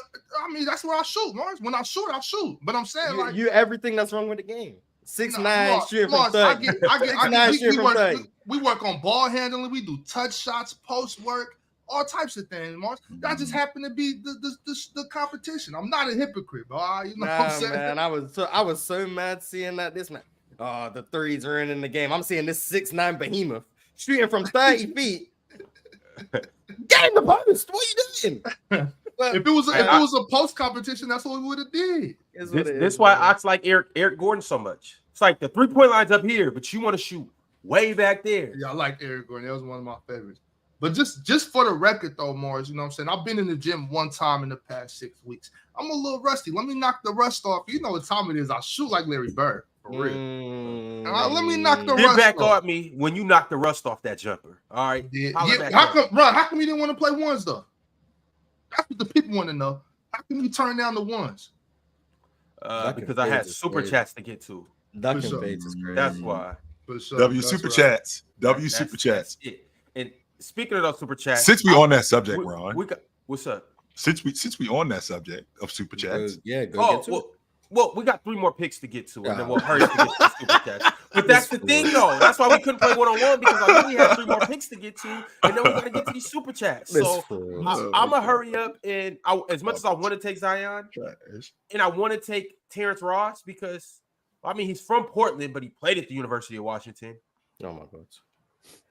Which technically isn't in Seattle. It's in the U District, but it's close to Seattle. But I'm going to go with Desmond Mason. A lot of y'all might not remember. Desmond Mason's a great dunker. Yes, he was. Pick. Yep. Desmond Mason's a great dunker. Yeah, he was. It's a good pick. Shout out, Desmond. I'm a sink. I wasn't going to let you down. I wasn't going to let us down. I got you. All right. He's into art, by the way. I know he owns an art gallery. He's He's big time. Yeah, he's big time. He's big time into that sort of stuff. Desmond Mason is one of them dudes who he used basketball to get to where he was really trying to go. Like I was good at it, and this is really what my passion is. But I'm not going to cheat the game neither because he didn't. He played hard. He was a baller, but he ended up. Desmond was all right. He was cool for us. Yeah, he could play.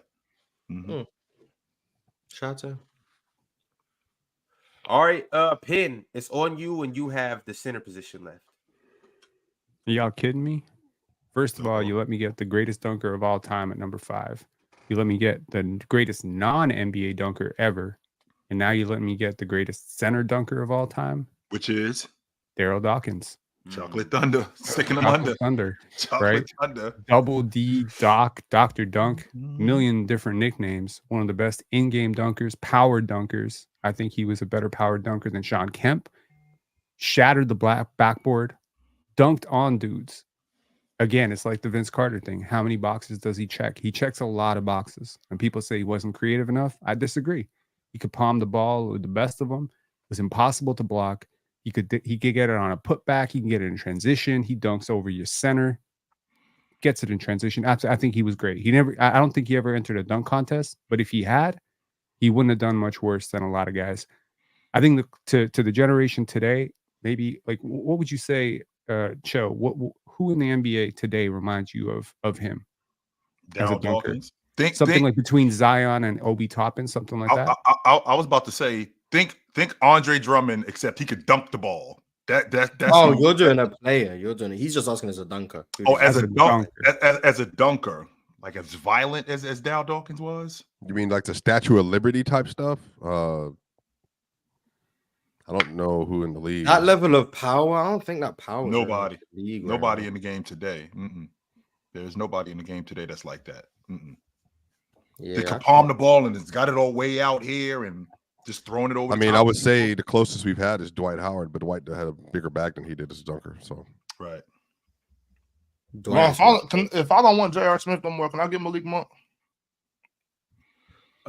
Is Malik Monk putting his face in the rim, Ox?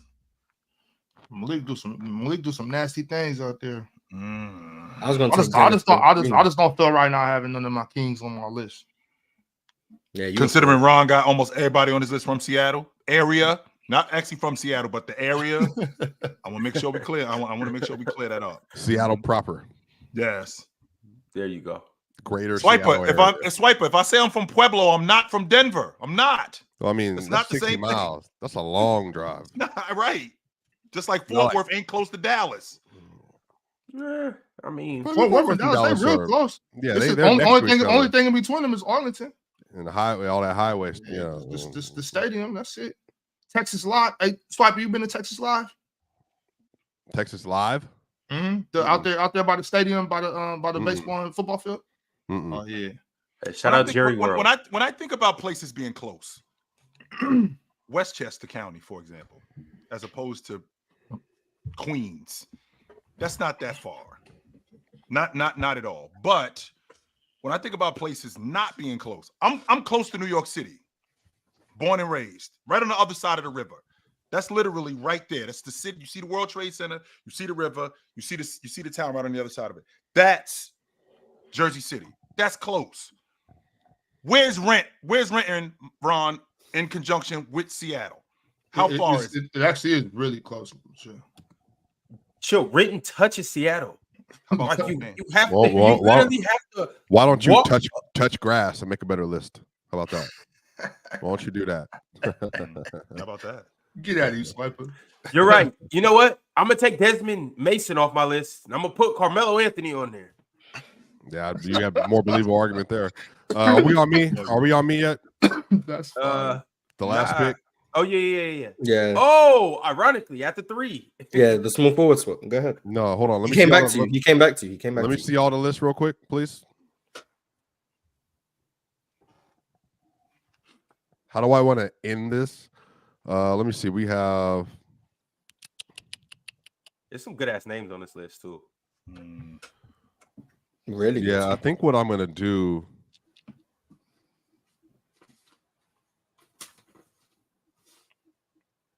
Man, there's just somebody I just thought about too that I didn't put on this list. I'm trying to think. Is he a small forward? Who are the fours that are left? Because there's somebody that I literally had thought about that was going to move Dr. J up to the 3. Why you got Dr. J at the 4? Because he wanted to get Melo at the 3, but now Melo's actually here. He realizes it's a dumb pick. No, hold on. There's somebody I literally thought about, like Larry Nance. Yeah, something like that. No, it wasn't Zion. Because you got Zion, don't you? No, I couldn't. Was it Hakeem Warwick? So here's the thing. I did think about this, but I want to win this, and I want names that people know. But people don't know who. You're not winning. But Hakeem, dumb competitiveness. You should pick DeMar DeRozan. Compton High. I'm not. So Hakeem would have been here. I'm gonna move Dr. J back up to the 3, and then I'm gonna put Zion Williamson at the 4, and then my list wash everybody. Right, you letting them manipulate his list like this? No, this is just a list. It's a basic. I mean, it's a shame. It's a shame Derrick Rose didn't get picked to the point guard position. Right, he could have been. There's a lot of. Why'd you pick? I actually thought about picking. Because I wanted John Moran. I actually thought about picking Derrick Rose over Steve Franchise. Yo, is everybody okay? It's been one of those episodes where everybody's a little bit on edge right now. Like, was that centers list that crazy yesterday? The centers list was the least crazy list. I'm actually in a good mood today. I got so much sleep last night. That's the most sleep I've had in months. Yeah, well, I feel good. That's what happens when you get out on the court fucking with me. You're going to sleep real good. Stop playing with me, bro. Like, that's the only time we've ever been live on there. So now the people think something that's not real. But don't make me do this, bro. Hey, we only know what we know, right, chat? All right, y'all. Well, this is a good chance to segment into our super chats. And right from the beginning, I'm gonna start with some recent super chats. I don't want to start the show or the super chats off like that. But let me start off with DSG Piccolo. He sent through a members chat. He said, "What year did Dr. J play the 4, Swiper?" Well, he moved him back to the 3. So I mean, yeah. So it's back. It's redundant. I don't need to answer that anymore. Right. But you tried to cheat us, Swiper. You tried to cheat the people. I think you should answer for that. Cheat how? By putting Dr. J at the power. Yeah, you made Dr. J off limits, but you ain't even have him in your position. So like, really, you gate kept him. So you just took him off the board for nobody to get him. Everyone liked me. How dare you put Dr. J on layaway? You know what I'm saying? That has to be some form of white collar crime. We didn't even have a debate about it. That's the funny thing. When Mars brought up his dumb points, we debated it. But me, I didn't even hear it. I must have not been dumb points. I guess. Well. MTHJ301 said Chill 1, Mars 2, Pin dead last. What? Do you not see my list? Do you not see my list? I'm gonna be honest. I don't Hate get picking a winner in this draft is weird to me. I don't like. Bro, I'm trying to be on the right side of history. I don't give a shit about what the chat says. I'm just be straight up. Like I'm not pandering to the chat by picking their Gen Z heroes. I'm picking the greatest dunkers of all time. That's what the list is. Right. So with that being said, Pin, then you can't be upset when they don't pick you on the thing. For me, Exactly. I can be upset because I got B Diddy, JR, Jason Richardson, Stromile Swift, and Amari Stoudemire. So there's a reason. Yeah, but you don't. Yeah, you're not getting picked because you're wrong. You're not getting picked because they don't like you. Well, it has nothing to do with not being liked. I don't think there's a right or wrong. Nah, chat, y'all being biased once again. Y'all need to wake up and get on the right side of history. Y'all need to stop just being L's, chat. That's really what it is. I'm starting to figure it out. Y'all just don't know what the hell y'all doing in the chat. I'm reading. I don't even know what they're talking about right now. But these fools y'all out here arguing over who gets Michael Jordan and stuff like that. Nobody want Mike and LeBron. What? Well, I got LeBron, so that's why I'm at the top of the list. Man, I got Shaden Sharp, so I mean, be for real. You think Baron Davis clears Michael Jordan in a dunk contest in game? That's a point guard in a shooting. Yeah, you should ask him about J.R. Smith and Michael Jordan. It's not even in the same. That's not the same thing at all, Pin. Okay.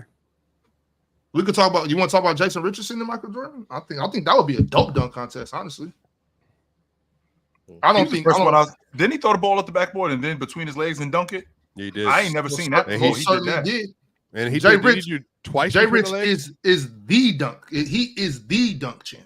And then he did. Did he do it? He did it right under the left leg and then left under right leg. I think in a dunk contest. Then he did it backwards, like he. Yeah, he did a turnaround off wrong way spin through the legs. Talk about snubs. Spud. Why is he? Oh, wait a minute. Hold on, Ox. Why is he the dunk champ as opposed to a dunk champ? Because that's what I call him. That's what I call him. Because when he's the dunk champ, that means that ain't nobody else here. It's him. For a second though, like them 2 years. Because when he did it, chill. When he set the dunk contest off the way he did, like now, I mean, we've seen the Zach LaVine and Aaron Gordon. We've seen that. You know what I'm saying? We've seen all these, but for me, like when I saw Jay Rich in that dunk contest, it was just fire.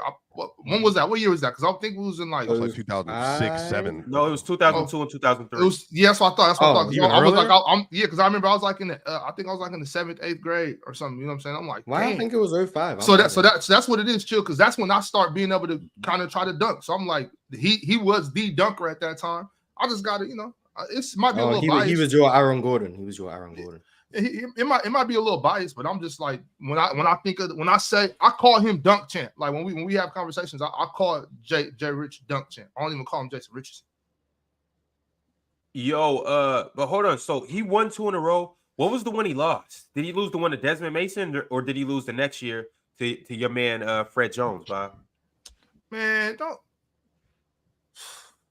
Nigga Fred Jones, bro. Yo, chill. You know how I got an Andre Miller story? Ox got a Fred Jones story. You and Fred almost got into it? We got into it, but it wasn't serious. But it was, we was playing against his team. We was playing in the pro-am out here, which we did win. You know what I'm saying? The only team that didn't have any NBA players on the roster, and we did cook them niggas. But anyway, do not scale over that. They ain't have no NBA players on their team, and we still smoked y'all. Yeah, Terrence Jones can't fuck with me, chill. But anyway, Terrence Jones. Anyway, though, Fred was coaching one of the teams, and he was out there. He was talking shit. I was at the free throw line. I'm talking, I'll be talking a little shit. It wasn't no big deal. It was all good and fun. Right, part of the game. I can dig it. But Ron over here being the master instigator, he want to turn it into something else.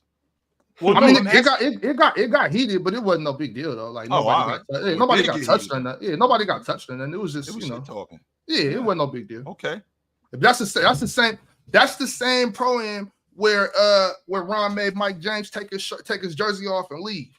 Oh, he was pissed. And y'all talking about he the best EuroLeague player. That fool. I seen Ron give Mike James 40. and make him take his jersey off and leave the gym. Ron, he didn't leave, Ron. He didn't leave, Ron. In his hometown, chill. He didn't leave, Ox. He didn't pull his jersey off and go, yo, I'm out. How you do that? As a pro, that didn't happen, Ron. Come on, man. It happened. Damn. I was there. I was there. I remember vividly because I was talking so much shit to Mike James that day. Like you, oh my god, you in the it league, was beautiful. So I ain't say a word that game. I like not one. Yo, when I play professionals, I don't talk shit. I'm like, you already got that. See, Ox is dip like. I want to play you for your contract. Ox to say that on the court. Let's play for your contract. Put up all your money. I'm talking about when Ox step on the court and it's another NBA guy or a big overseas guy. I'll be like, man, why I come out here with this fool? Why I come out here messing with Ox today? Because Ox come out there with his mouth on 10. I'm talking like KG. No, but chill. Dude, he really made him leave. Chill. I'm not playing. He took his jersey off, threw it on the court, and walked out the gym. And the game wasn't over. It was like 5 minutes left in the game. He was pissed. Ron gave him 40 and made him leave in his own hometown. It was embarrassing. I mean, Ox, a lot of people wouldn't let you do this, so I'm not gonna let this slide. Technically, it was 39, but so it wasn't 40. Yeah, we can round. This is the Seattle situation all over again. That's what it sounds like to me. So, but I take it though, Ox. I appreciate you. Mm-hmm. Oh man. Shout out Joe. You could round up on that. We give you could round up 39. Did you miss a free throw in that game, bro? Hey Mars, I'm a 60, probably 7% free throw shooter. Sounds like that. So yeah, I'm not giving you that 40. You better make your free throws. Had a foot on the line. Hey, I'm gonna just put it like this. Chill. I don't know if you was a good free throw shooter. From the Cats, I know a player's choice. We not really good free throw shooters, y'all. I was good at this. I was good at the stripe. All right, chill. You holding it down on your fundamentals, man. I told you. That's the hardest part of the game, Mars. I keep trying to tell you, free throws. Who's the most explosive person in player choice, you think, at the Apex? What? Shaquille McKissick. What? Have you never seen Shaq? Yo, I almost put Shaq on this. Almost put Shaq on this list. No, Shaq playing. No, not Shaq O'Neal. Like, no, I know Shaq is currently playing. Yeah, okay. I'm not. Duh. Yeah. I was about to say, bro, because I almost put him on this list for real instead of Jack Smith. No. I'm not. No, Shaq is the best basketball player up here for sure. Yeah, it's not. No, Whoa. Slow down. Respect my resume, please. Have you never seen Bama? All right, bro. No, I ain't seen Bama play. So I haven't seen any of y'all do anything athletic except for Shaq. And the only reason I trust Chill is because I've been around Chill. I can see his body frame, so I know like where it was when he was younger and where he is now. Like, so I can. And then I've seen y'all on video. I've seen everybody on video at this point. I know Ox is lanky. You're bigger than Ron is, but Ron's skinny. And so Ron is just like he's petite, so he probably can still run and jump and all that other stuff. You know what I mean? Ron shopping in the junior section. Yeah, bro. Like he's in the gap. Is that what he does? He's in the gap. Yeah, everything looks loose on Ron for sure. Ron's 6'7" and everything still look loose. All right, bro. You ain't got no calves, no nothing, bro. Like that's the fact. He been skipping leg day, chicken legs. Your tube sock goes all the way up, no ridges. Oh, dude got chicken legs. We are body shaming right now, and y'all think this is funny. Y'all really think this is funny? But if this was other characters up here, we would be treading lightly. I'll talk about who I need. You see who I aim at. I aim at other former athletes. I don't aim at just people that didn't do that. So if you played on the court, then I'm gonna talk about you. It's other people that are former athletes. Yeah, but former soccer athletes is different than being a former football athlete over here in America. How is that? How is that? Soccer is bro. Because Mars is at the crib. Mars be in that chair all the time, bro. Like literally all the time be in that chair, bro. So I'm not gonna say nothing about Mars. And then when I see Mars in real life, then we can have different discussions or whatever. But as of right now, I'm talking about. Man, you get to body shaming me. I'm reporting you to HR so quick. I promise you're gonna be at the next PC weekend. Well, JD, Players Choice HR. You won't be at the next PC weekend, man. If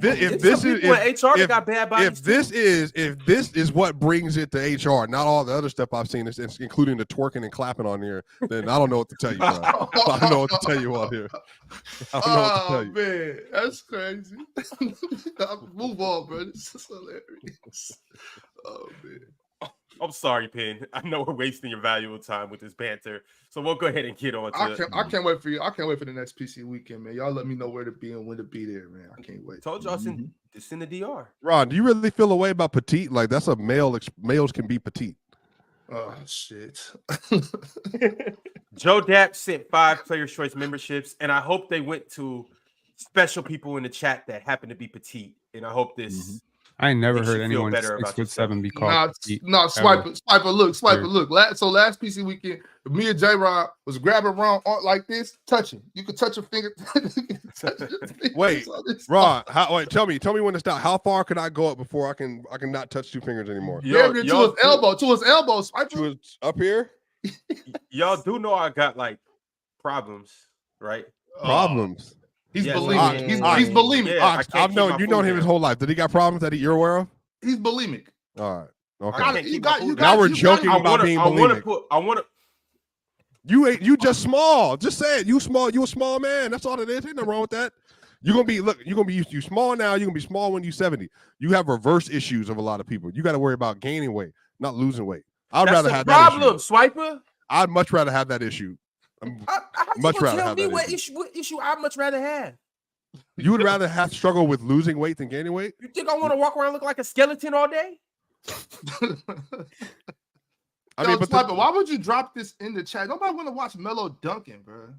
Right? They asked me to. They asked me to earlier to drop it. Yeah, I've seen the first dunk and turn it off. I was like, all right, cool. I guess. Oh man. I don't understand. Ain't nothing wrong with being petite, man. Like take care of your business. Yo, Adam West is crazy. All right, keeping it lit. This is ridiculous right now. Harley Biscuit Jr. said Russ had the most dunks for a PG last year at the age of 34. Did he really? I feel like that's only because they don't count Amen Thompson as a point guard. But Men didn't have more than Russ though. He didn't play enough. He takes a lot of shots. That man was dunking like 2 times a game. Yeah, but it's no way he had. I'm gonna look at how many dunks he had. Interesting. And I'm gonna look at Russ and I'm gonna see who had more because I'm confident Amen had more. Why you bear with me? Okay. Why you doing that? Ruger Red tap back in. It's been a while since we seen you, Ruger Red. Ruger Red Chill said Lenny Cook need respect. And then he just said Lenny Cook.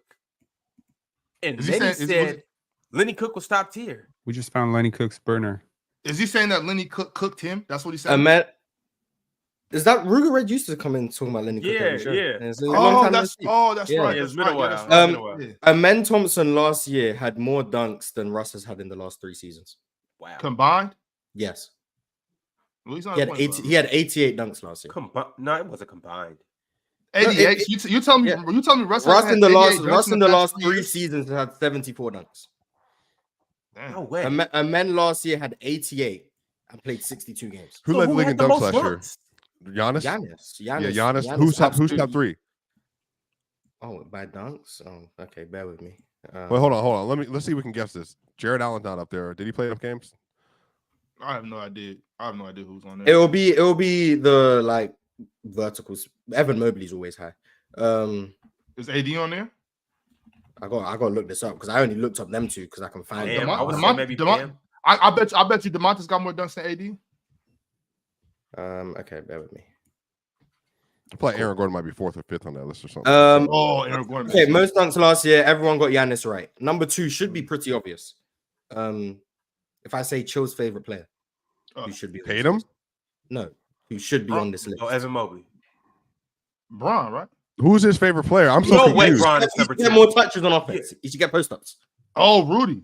Yeah, he was number 2. Oh. By 3 I was thinking Rudy, but I was like, it's no way. Giannis beat him by 3 dunks total. But Rudy did play 3 more games. Check out there's a large gap between Giannis, Rudy, and the rest of the league. 3rd is Anthony Davis at 196. And then we get Daniel Gafford, Nick Claxton. Yep. Aaron Gordon was 1 dunk below Nick Claxton, 1 dunk above Jarrett Allen, and then Wemby comes in next. How many did AD have? You said AD had 196. 196. Yeah. Only one. That's really good. What about like perimeter players? Like, can you give us the top 5 perimeter players? Oh, just guards. Yeah. Well, no, like even just so Bronze point guard through small forward. Franz. Franz up there. Amen Thompson was number 1. with 88. Yeah. There's He some. led the league. So Kelly Oubre was second. Shout out Oubre. Oh shit. 86. And then Jason Tatum was tied with Kelly Oubre with 86. Okay. So JT, Kelly Oubre, and Amen Thompson. Old man LeBron James with 84 is next, by the way. Yeah, that's what's great. up. The oldest player in the league. That's But what's right below LeBron, James Wiseman. Nice. How did Tatum have all them dunks but still was inefficient last year? That's crazy. He actually shot higher from the field last season than he did the year Take before. out the dunks. Now what it is? You got the shot profile of Giannis. Take everything else out. What's his root? And you know I hate her, right? You are ruthless. It's fine. It's fine. Yep. There was a parade in Boston this year, though. I do know that. Who only had one dunk last year? I think that's going to be interesting. Nobody just had one dunk, Mars. That's what we're going to find out. One dunk. Who only had Maybe one Steph. dunk? Did Steph get a dunk last year? Nah, Steph ain't dunked since like 2018. One dunk. Pat Bev had a dunk last year. Check out Pat Bev. I think I remember that dunk. Taj Gibson got himself one. Shout out Taj. Jalen Hood-Shafino got himself one. Keon Johnson only had one, but I guess That's crazy because Keon got. He doesn't play a lot, I guess. Trey Jones got one. Trey Jones got one. Vasily Micic got himself a dunk. Shout out Vasily. D'Lo got himself one. How many dunks did Duncan Robinson have? I don't know if he had one. He was attacking the rim last season, backdoor cuts and stuff. Maybe I have to scroll up to find it. Oh, I found Jerome Robinson down. Duncan. Luca had 2 dunks. One of them was on. Luka had 2 dunks. One of them was on Drew Holiday. So yeah. Oh, Duncan Robinson, 3 dunks. 3 dunks last year. 3. Duncan Robinson, more dunks than Luka. Luka should be ashamed of himself. I mean, James Harden had 3. Luka not dunking nothing. Josh Giddey had 4 dunks. Luka Thad Young got himself 4. Thad Young got himself 4. Hey, you know. Yeah. This Penn, is Killian Hayes. Penn, what did you think of Thad Young when he was up in Toronto? He's a really good vet, really good mentor, and I like how he can give these young guys a different pathway, like to sticking around in the league, right? Because there's that 10-year cutoff for all the insurance stuff, and a lot of guys, that's a big adjustment when you come from high school, college, being the man, and then you got to find a different model, right? Like, so you get guys like Jeff Green, you get guys like Thaddeus Young, they're giving you a different blueprint for your life, and it's a way more sustainable blueprint too. And I think that the thing that I appreciate about that is he's reinvented himself so many different times throughout his career, and he's able to share that wisdom with the young kids. And then also the off-court stuff. He's a really smart dude, really good family man. So again, if you're a young team and you're looking to employ a man at the 15th spot who can kind of show the young kids how to be a pro, Thad's like one of the best guys. So that's how you felt about him at Toronto. What did you feel about Thad Young in Philly? I want to know. Athletic. But when you play that long, honestly, that is one of the weirdest careers ever, because I would say like his bet, like most guys, they peak around 26, 27, right? Yep. Thad, I think, peaked much later, like 29, 32. Like that to me was like the best version of Thaddeus Young. Like who he was in Chicago was really good. People forget he was traded for DeMar DeRozan. That was a trade.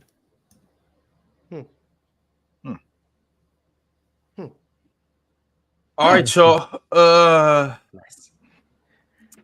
Back to the top of the super chats. Greatness or greatest said, Ox speaking foolishness. The dunk built the NBA. That's fine. That's not what I said. I'm not. Yeah, that's not we're not talking about the beginning. We're talking about today. Right. Nap and Trey said, ain't nothing worse than getting roasted by the guy you not even playing. That's a fact. I usually have a rule with that stuff too. Like if you're not guarding him, don't say nothing to him. But was you guarding Mike James? But that was different though. That was different. This is coming from the same dude who talked more yet. Who this man went against his own rule. Yeah, that was Mars. If you would have been there, you would have been doing it too, Mars. Okay, interesting. No, but Culture? as a player, Mars, go ahead. I'm sorry. No, go ahead. I'm sorry, Mars. As a player, when you're giving somebody the business, you got to let them know it. You have to. You don't have somebody got to say something. It's really, I'm so tired. Even if you you in particular, you won't say something. Somebody got to say something. Hey, he busting your ass. Are you going to do something about this? I'm one of those. I'm one of those people. I'm running in the backcourt with Ron, and Ron giving this dude the business. I'm gonna say something to do. Like, yo, y'all better do something about this because we ain't gonna stop. We're not. They know when they're getting cooked. They don't need to be told. Like, they're aware of what's happening. They're out there too. Like, they're seeing what's going on. March, the least you could do is like ask them, like, brother, do you need some help? You know what I'm saying? Like, you know what I mean? Maybe you guys are just mean. That's what I'm realizing. You guys say I'm a bad guy. You guys are mean. But I mean, I guess I would never. It's a jungle out there, Marsh. I would never do that. See, if I see someone's getting cooked, I try to help them. Like, yeah, that's the kind thing to do. Mars. Yeah, we were trying to get better. So, yeah, help out. It ain't nothing worse than like really getting lit up out there too. We've all been there. I know. That's what I'm saying. Like you'd have been out there on that island. Like, God damn, he letting me have it right now. Ain't nothing you could do. Yeah, it's happening. I remember, chill. There was this one time, like my junior year of high school. So it was like viewing period. So it's like September. It's like mid-September. So we got all the colleges in there. One day, UCLA's in there. And my boy Fred Ellis, he's a senior at the time. He ended up going to Baylor playing with Quincy Acey in it. I'm telling you, it was just hell for like 40 minutes. Just 40 minutes of hell. I'm talking about. I'm closing out. I feel like my hands touching the ball, and it's just. I'm talking about. I'm getting demolished. I'm getting cooked. It was bad. Those for 40 minutes straight. I couldn't do nothing about it. Like, there's nobody to help me. I'm just on the island getting tortured. I went up against Adrian Griffin. My right after college, I went up against Adrian Griffin, and I'm doing work, but like the last 3 or 4 minutes of the game, I could not stop him, and I was trying, Mars, and I was trying hard. I just couldn't stop him. Nothing I could do with him, and I was trying. Beat Kareem, but not Adrian Griffin. I was trying. I just couldn't stop him. I got it like that from Ryan Anderson.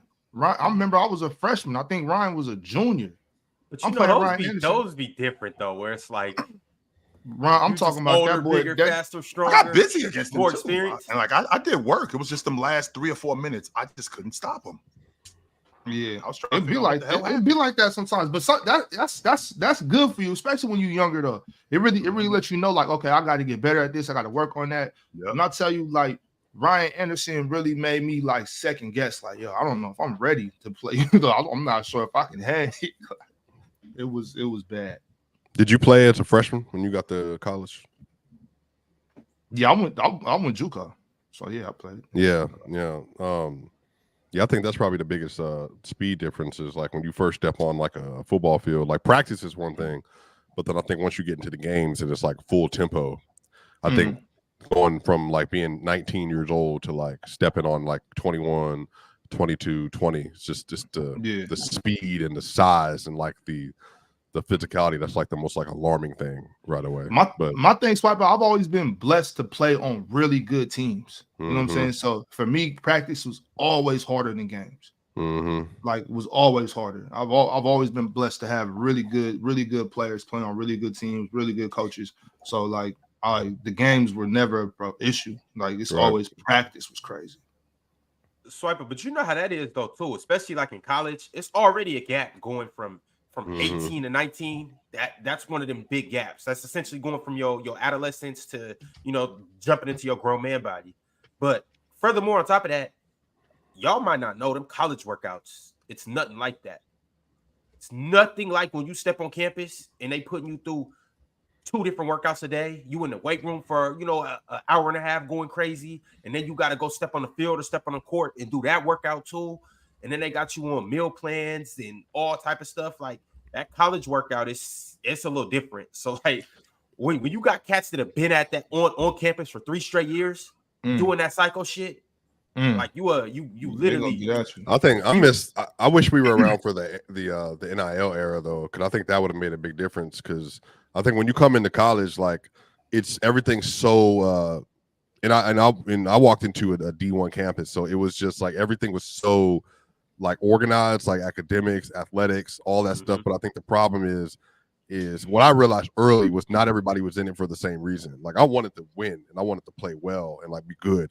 But a lot of folks, they just get collecting like scholarship checks and stuff like that. So like I think even knowing where you're supposed to be at, like, you know, because there's 100 people on the team, so knowing like kind of who's who and who's the leaders, and you know, because you know, I had a lot of issues with people that like didn't want to show up every day, go to work, and like do the right thing type thing. If you were getting in trouble all the time because you was a knucklehead, yeah, we would have mad issues all the time. I know. I remember my sister left the school. She left. She was older than me. She went to school and like just in one summer. She was like, she would call home and tell like the workout she had to do and stuff. So I'm like, they got us out here pushing cars and shit like that. And like when she came home, like her body was different. Like she was cut. She was ripped. Like 6-pack, boom, boom. Like I was like, damn. Like, you know what I'm saying? Like this is just different. It's crazy.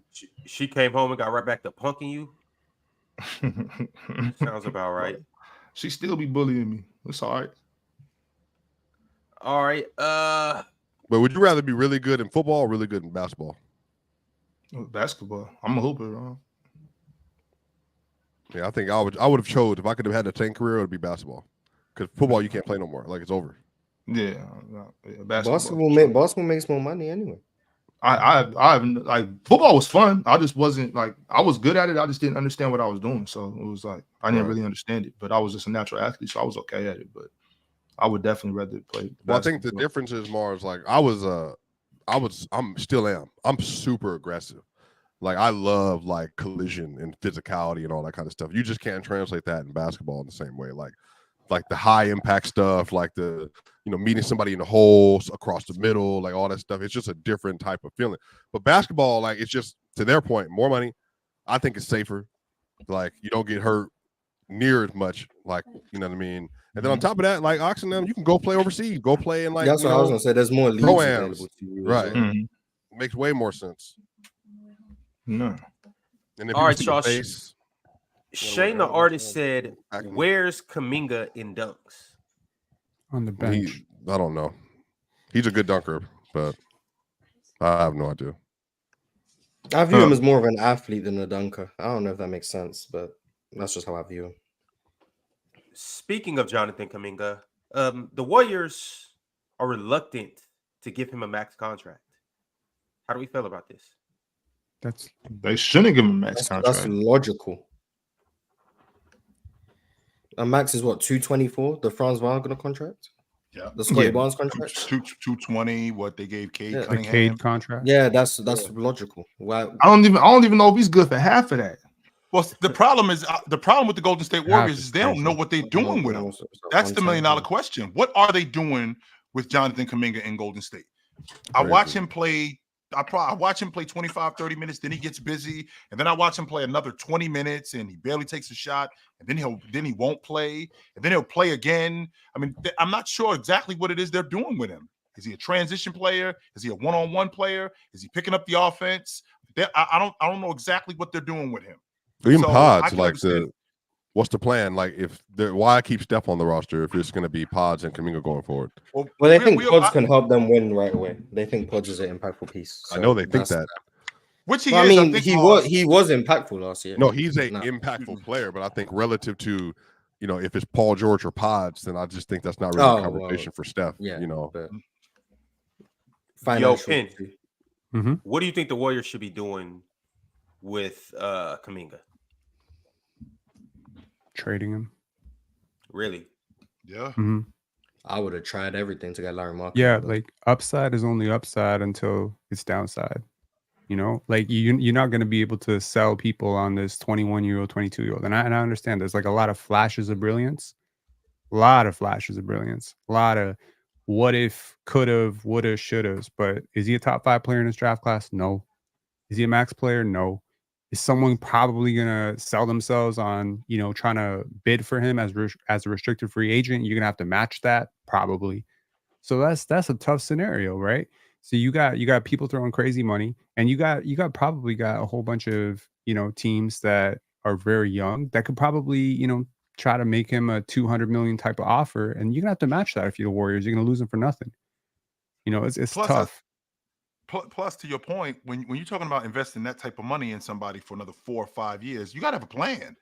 You have to have a plan on what you're doing with him, and you got to have a plan on what you're doing with the unit moving forward. And I'm not sure if he's their franchise player. I don't think he's their franchise player because they're not sure about him. So because of that, we can't decide to invest another 5 years in him. We already at this time don't know what we're doing with him. So if we don't know what we're doing with him now, and he's already in year 4, I think we're going into because he was on that crew that so we're going into year 4. Are we going to know are we going to have a plan for him in 2 more years from now? So that'll be year 6. And we still are on the fence about what we're doing. And we'll be halfway through the contract of $200 million. That's the kind of stuff that get GMs fired. Stuff like that. Could he be the second best player on a really good team? You think at some point could he be that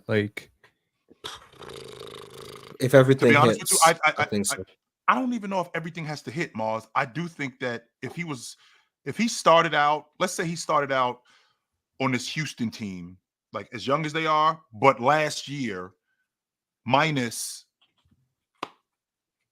Cam Whitmore, and he comes into the league. I think Ime Udoka would have been much better for him than Steve Kerr because the margin of error on that Golden State Warriors team, which was still in a championship mode, and we're still trying to win right now, I think that was too much for him as opposed to what they're building in Houston, which is, we're building discipline, we're building better habits, and we're building a basketball team, which is what I think him being young, he could have been around more as opposed to going to Golden State where you got to know this right now. We don't have 3 or 4 years for you to figure this out. To just kind of get where he is as young players, Mars, would you trade him for Jabari Smith? Hell no. Would you trade him for Amen Thompson? Hell no. Well, that's my point. I wouldn't either, and that's kind of where you're at. So if you're Golden State Warriors, you pay this guy a max contract, and you got a team in your conference that got 2 young players, possibly 3 young players that are better. Definitely 3 young players because Alperen Sengun better than him too. Yeah, for sure. Jalen Green, it's debatable. Might be number 1 on your dunk contest list, but it's debatable with Jalen Green and Jonathan Kuminga. But you got a team in your conference that got 3 young players, possibly 4 young players that are better than him. I think Tari's Reed better Shepherd. too, Reed Shepherd's better than him. Atari, I think is better. I think Reed is better. I think Tari's better. Yeah, absolutely. But he's like 23 now, so I can understand not putting him in like that category. But Tari's impact as a defender. You basically saying you can make a lineup of players. You can make a lineup of we players. Have at least 5 that are we better have than him. me personally. We have at least 5 on our roster who I think are better than Kuminga. That's crazy. Mars, do we have the same situation? Do we have the same situation in Houston that they dealing with in Golden State with Kuminga, with not extending, Jalen Green with not extending? Because I feel like these are prove-it years for both Jalen Green and Sengun. As good as Sengun is, I still think that they're not sure about him. Sengun's not but I don't think that they're sure about him because if they were, they would have inked them already. No, Jalen Green is another one. I don't think it's Jalen Green. Yes, Sengun. No, it's purely just financial. It makes sense to not extend Sengun now for the cap holds you'll have with him in terms of flexibility in the off season. It just makes sense because of how late he was drafted. The cap hold you get with Sengun is valuable. We know, everyone knows, Sengun is going to get the max extension next summer. Jalen Green is a prove it year, absolutely. If Jalen Green doesn't have a good year, he will either be moved at the deadline or he will not be on the Rockets long term. Definitely not with a max deal. Maybe there's a team friendly deal he accepts, but I highly doubt that's what's going to happen. Jalen's on is a 1,000% a prove it year.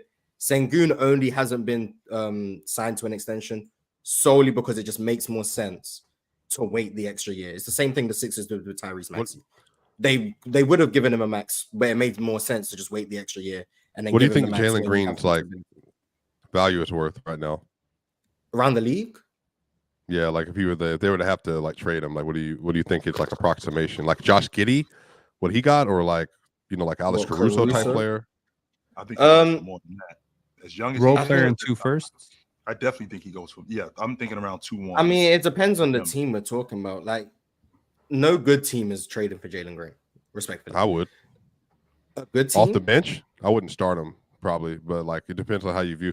You're not going to get much value back if you're Houston. So you have to go to a young team. Orlando off the bench. Imagine that, like putting him off the bench on Orlando. I'm not coming off the bench for KCP. Respectfully, if I'm Jalen Green. Shit.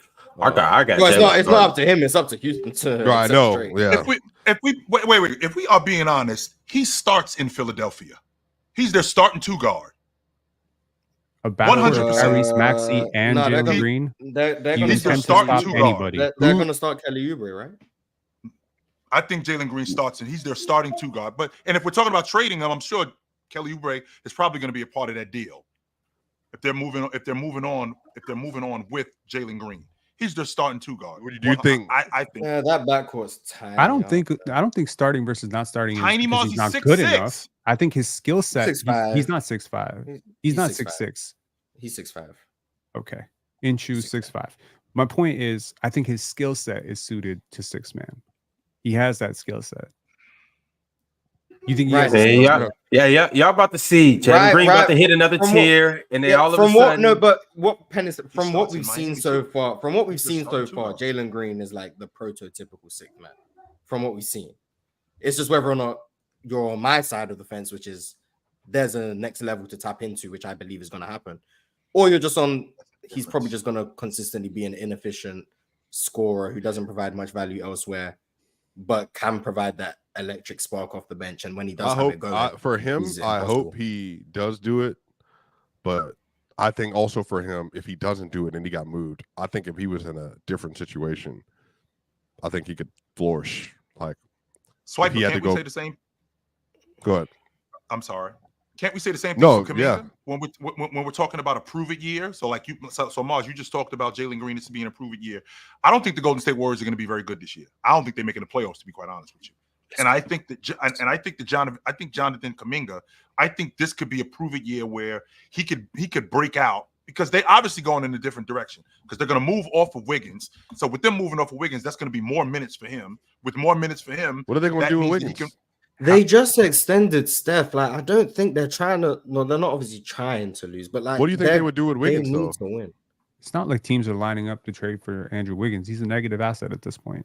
Ben Simmons for Andrew Wiggins. Who says no? Oh, the Warriors. Yeah. Nah, the Warriors don't say no, man. That's Draymond 2.0. Brooklyn ain't doing it neither. Why? No, I think they would. They absolutely would take Andrew Wiggins. How much longer Andrew Wiggins got in his contract? Andrew Wiggins for who? I think Ben Simmons. For Ben Simmons. I think this is the last year on his deal. You just had me. No, it can't be. It can't be, because he signed a 4-year after the finals, I believe. He has 3 years, $84 million left. I would pay that. So the Brooklyn Nets are not getting Ben Simmons off their books to bring that in. No, they're not doing that. I would rather have him on my books than Ben Simmons, not knowing he's going to play. 1 year left of Ben, to be fair. So that's gone. Yeah. Right. So what I'm going to do is I'm going to get 3 years at $84 million back on my books for a guy. Would you rather? Do you think like the Nuggets could rather use? Could they rather use Andrew Wiggins or MPJ? Huh? Remember, Andrew Wiggins after that finals, people said he was like a top 8-ish, like small forward in the league. So like, has it all dissipated that much where like it's just no longer a conversation with him and MPJ? Do you think it's coming back? I don't. If you think it's coming back, we'll have the conversation. But if you don't, then all the personal stuff I heard about Andrew last year, it wasn't basketball related that I was hearing about Andrew. There was just a lot of stuff going on. So if that stuff is cleared up, no. If you're optimistic, I mean, if I was Denver, I wouldn't risk it. I wouldn't either. I think the size difference, the rebounding, it's just the defensive upside, obviously. But he shot out of his mind, 2 years ago. Well, he was also rebounding that year too, like mm-hmm. So he was doing all of those things. It's just whether or not you buy into that coming back. I wouldn't take the risk if I'm a championship contender, but I do think there is some upside with Wiggins to get back to somewhat close to what he was a couple seasons ago, but it's risky. Yo, what's going on, Jordan? What's up, man? Ron, you got your belt going on? Oh, yeah. Well, this happens to be the PCL belt that will go to the champion of the best NBA debate league in the world. Well, basketball debate league. And y'all see the banner below. The playoffs are in full effect. And this Sunday, it will be the round of 8. salute to the people that have made it. Also, salute to some of the people that should have made it, but you know, the chat's Mars is in there? biased. And yeah. Well, here it is right here. This Sunday, okay. This is what it's looking like. So we got the number 1 seed Mars versus the number 14 seed Gifted. And then we got the number 2 seed Dion from Ohio, the people's champ right now, versus the number 11 seed Hayes. And I'm praying for Hayes. I feel bad for Hayes because, well, it's Dion. He's a major underdog. He's the big bad Dion, boy. And then we got number 4 Swiper. Y'all know the name, y'all know the face. Versus number 10 John D. One of you guys. He is a wild card. We brought him straight out the chat, and well, he is advanced to the Elite 8. So shout out to John D. And last but not least, we got Chill versus Pirate. All right, Chill and Mars. Y'all ready for y'all throwdown? Yeah. I guess. Yeah. I'm a prepare meticulously over the weekend. Yeah. Chill. I do my show with Pirate every Thursday. He said he ready for you, Chill. Yeah. Hey, I seen their topics. I like their topics. Hey, speaking of Ox and Ron, man, I seen y'all hooping yesterday, man. What's going on? We was just getting there, getting some shots up real quick. Okay. All right, I'm just checking y'all jump shot out. It's all right. I was about to say, I don't know if I like that tone. That what's going on sound like, yo, you look kind of whack. I don't know if I like your game. That's exactly what it was, and he's that's right. What kind of sound like. Yeah. I just saw him shoot. That's all I was seeing. I just seen what's going on? Ron make yo, it's looking kind of whack. What's going on? Hey, I seen Ron make a couple shots. I seen Ox make a couple shots. I seen him miss a couple shots. I mean, you can just see I ain't been in the lab just based on the inconsistency of my jump shot. Just the way I was missing. You know what I'm saying? I'll make one off the rim, swish one, and then airball one. So this is inconsistency, just not being in the lab. That's all. Yeah, for sure. I seen my jumper felt good. Yeah, it looked good for the. I think you made like 2 in a row, and then it just started going, a little sideways. But so I don't know if you kept watching. I think you stopped watching. Yeah, I did. He's seen enough. Yeah. Nah, I mean that's the thing though. Like Ron for sure shoot better than me. I don't act like he don't. But when I'm in the lab though, I shoot the ball though. I shoot the ball a little bit. Oh, okay. I was just checking. That's all. Mars got to stay out them TikTok comments too, before we have a full blown TikTok section. Man, he mad because I said Killian Hayes better than John Wall. Like, I don't know why he mad. Like, crazy as hell. Why would you say hell, Jordan? Not crazy as hell. He made a TikTok talking about John Wall and should be back in the league. And for sure.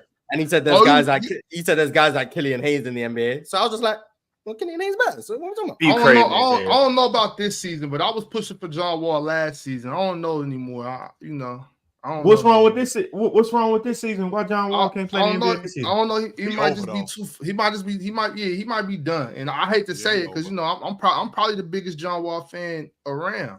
But I hate to say John Wall's one of my favorite point guards ever. But okay, for sure. I think he might be done though. Today, I don't know. No. Killing Hayes today. No, absolutely absolutely better than Killian Hayes. Today, absolutely. Yes, Killian Hayes. First of all, Killian Hayes should have never been in the NBA. Period. Ever. That's a number 7 pick. Yeah, that's trash. That might be the worst number 7 pick of all time. Trash. You don't get cut and be the number 7 pick. Respect coming Killian off the Hayes, rookie deal. man. Respect Killian Hayes, man. No, There's a reason Brooklyn picked him up. Oh my God, they got Killian Hayes and Ben Simmons. Man, that's like Jesus Christ, bro. Killian Hayes and Ben Simmons on one team. Bro, Killian Hayes shot above 40% from the field this year. What are we talking about? Bro, they gonna need a counselor over there in Brooklyn. Well, Jordan, it's funny you say that because Brooklyn might have some reinforcements on the way. I saw they trying to get Jimmy Butler. I saw they trying to get Jimmy Butler. Yeah, according to the rumor mills, Jimmy Butler is interested. What in a Brooklyn Nets? Why would he be interested in that? Jimmy don't give a shit about Ben Simmons like they trying to make that apparent. They don't give a shit about him like that. Trying to make it like they're best friends or something. Yeah. Yeah, they're not best. I mean, come on. I'm not buying that. Like that would make no sense for Jimmy to go to Brooklyn, even if they're friends. Like There's no Well, way. that's He want to live in Brooklyn. Why wouldn't he want to? Jimmy would rather come to the Rockets before that shit. Jimmy, Tom Ball native. We good. Well, what would Brooklyn have to give up in order to get Jimmy Butler? And what do the Miami Heat want? He's gonna be a free agent, so it's just gonna be. I do get that part, right? He is coming off the books, but my question is what does Brooklyn have that Miami goes, all right, we'll take that for Jimmy Butler? Because they ain't just handing him over for a bucket of extra crispy and a 6-pack. They ain't doing that. They ain't got shit to give, dude. They don't have nothing to give. They're gonna have to give up a pick. They might have to give up their big. Cam Johnson, Dorian Finney-Smith. They're not giving up Cam Johnson. Not for Jimmy Butler. Like, you're gonna need them guys around Jimmy Butler. How they go Ben Simmons? Well, hold on. Whoa. No, Ben Simmons got them. Ben Simmons got them. You can put Jimmy Butler on this team, and they are still in contention for Cooper Flag. Yeah, that's trash. Like, Jimmy Butler doesn't change anything. No. Jimmy Butler does change stuff, man. Jimmy Butler don't really. He changed something, Jimmy Butler and Nick Claxton. That's still trash, though. Yeah, there'll be a 6 or 7 seed with Jimmy, bro, or 10 seed, or they're 10 seed. They can get in the play in and win. Jimmy Butler is right there. Take Jimmy off Miami and put him on the Nets. Are the Nets now better than Miami? Right now? Yes, they are. Yeah. No, hell no, because you got Bam Adebayo. They are. And Tyler Herro. No, they not. But they're very, very competitive. The Nets are very, very competitive if you take Jimmy Butler off the Heat. They're very competitive in the third tier. They're not competitive to second and first tier teams. I agree. This is recency bias. Nets were pretty good. That's exactly what's going on right now, Penn. That's exactly. That was his recency bias. Penn is saying it's recency bias against the Nets. It is against the Nets because the Nets were actually pretty good last year until they sat that game out against Detroit. Y'all remember that? Mm-hmm. That's when the whole season turned upside down. They were pretty good. They started the season somewhat close to 500, I think. Yeah, they were like roughly a 500 team. Now you're telling me that. Shout out to Jock Vaughn. Did Jock Vaughn maintain their job? Okay, but I mean, was it his decision to rest all his starters? So they played all their starters against Detroit on a back-to-back because they didn't want to be the team that lost the streak, and then they rested, I think, against Milwaukee. The Bucks. Yeah. And so what you're saying is resting their players that won games threw their season off. They were not the same after that. It was not a decision. They publicly no. You're not going to tell me that a team that was 500 sucked. That one game doesn't. Bro, they commented on it. You're telling me that we rest our players one game and we can never bounce back from resting our players. You're not understanding the context. They played all their players against the Detroit Pistons 2 times, and then they rested against the Bucks. And then every player on the Nets was like, "Yo, what the hell are we doing here? Why are we deliberately throwing a game against a conference rival?" And it raised a lot of locker room issues, man. And chemistry is a very big thing when it comes to winning and losing in the NBA. Yeah, it is. But in the NBA, we're taking buckets off this Miami crew. So I got Rozier at the 1, I got Hero at the 2, I got Jaquez at the 3. I got Bam at the 4, and I got Ware at the 5. I love them against Brooklyn. Even with buckets on that Brooklyn team. I love them against Brooklyn. No. If they got Jimmy on that roster you're talking about, like I like Miami. Even if buckets is on that Brooklyn team. What's the gap between Tyler Hero and Cam Johnson? Miami on the gap is not that big, to be honest. That's the point. People just sleeping on Cam Johnson right now because he's playing on a losing team, but he's a really good player, and he was on a team that went to the finals. Are we missing that? Because Tyler Hero, if he gets a lot of bonuses because he's been on some winning teams with the Heat, well, those teams were not winning because of Tyler Hero. They were winning with Tyler Hero. They were winning because of Jimmy Butler.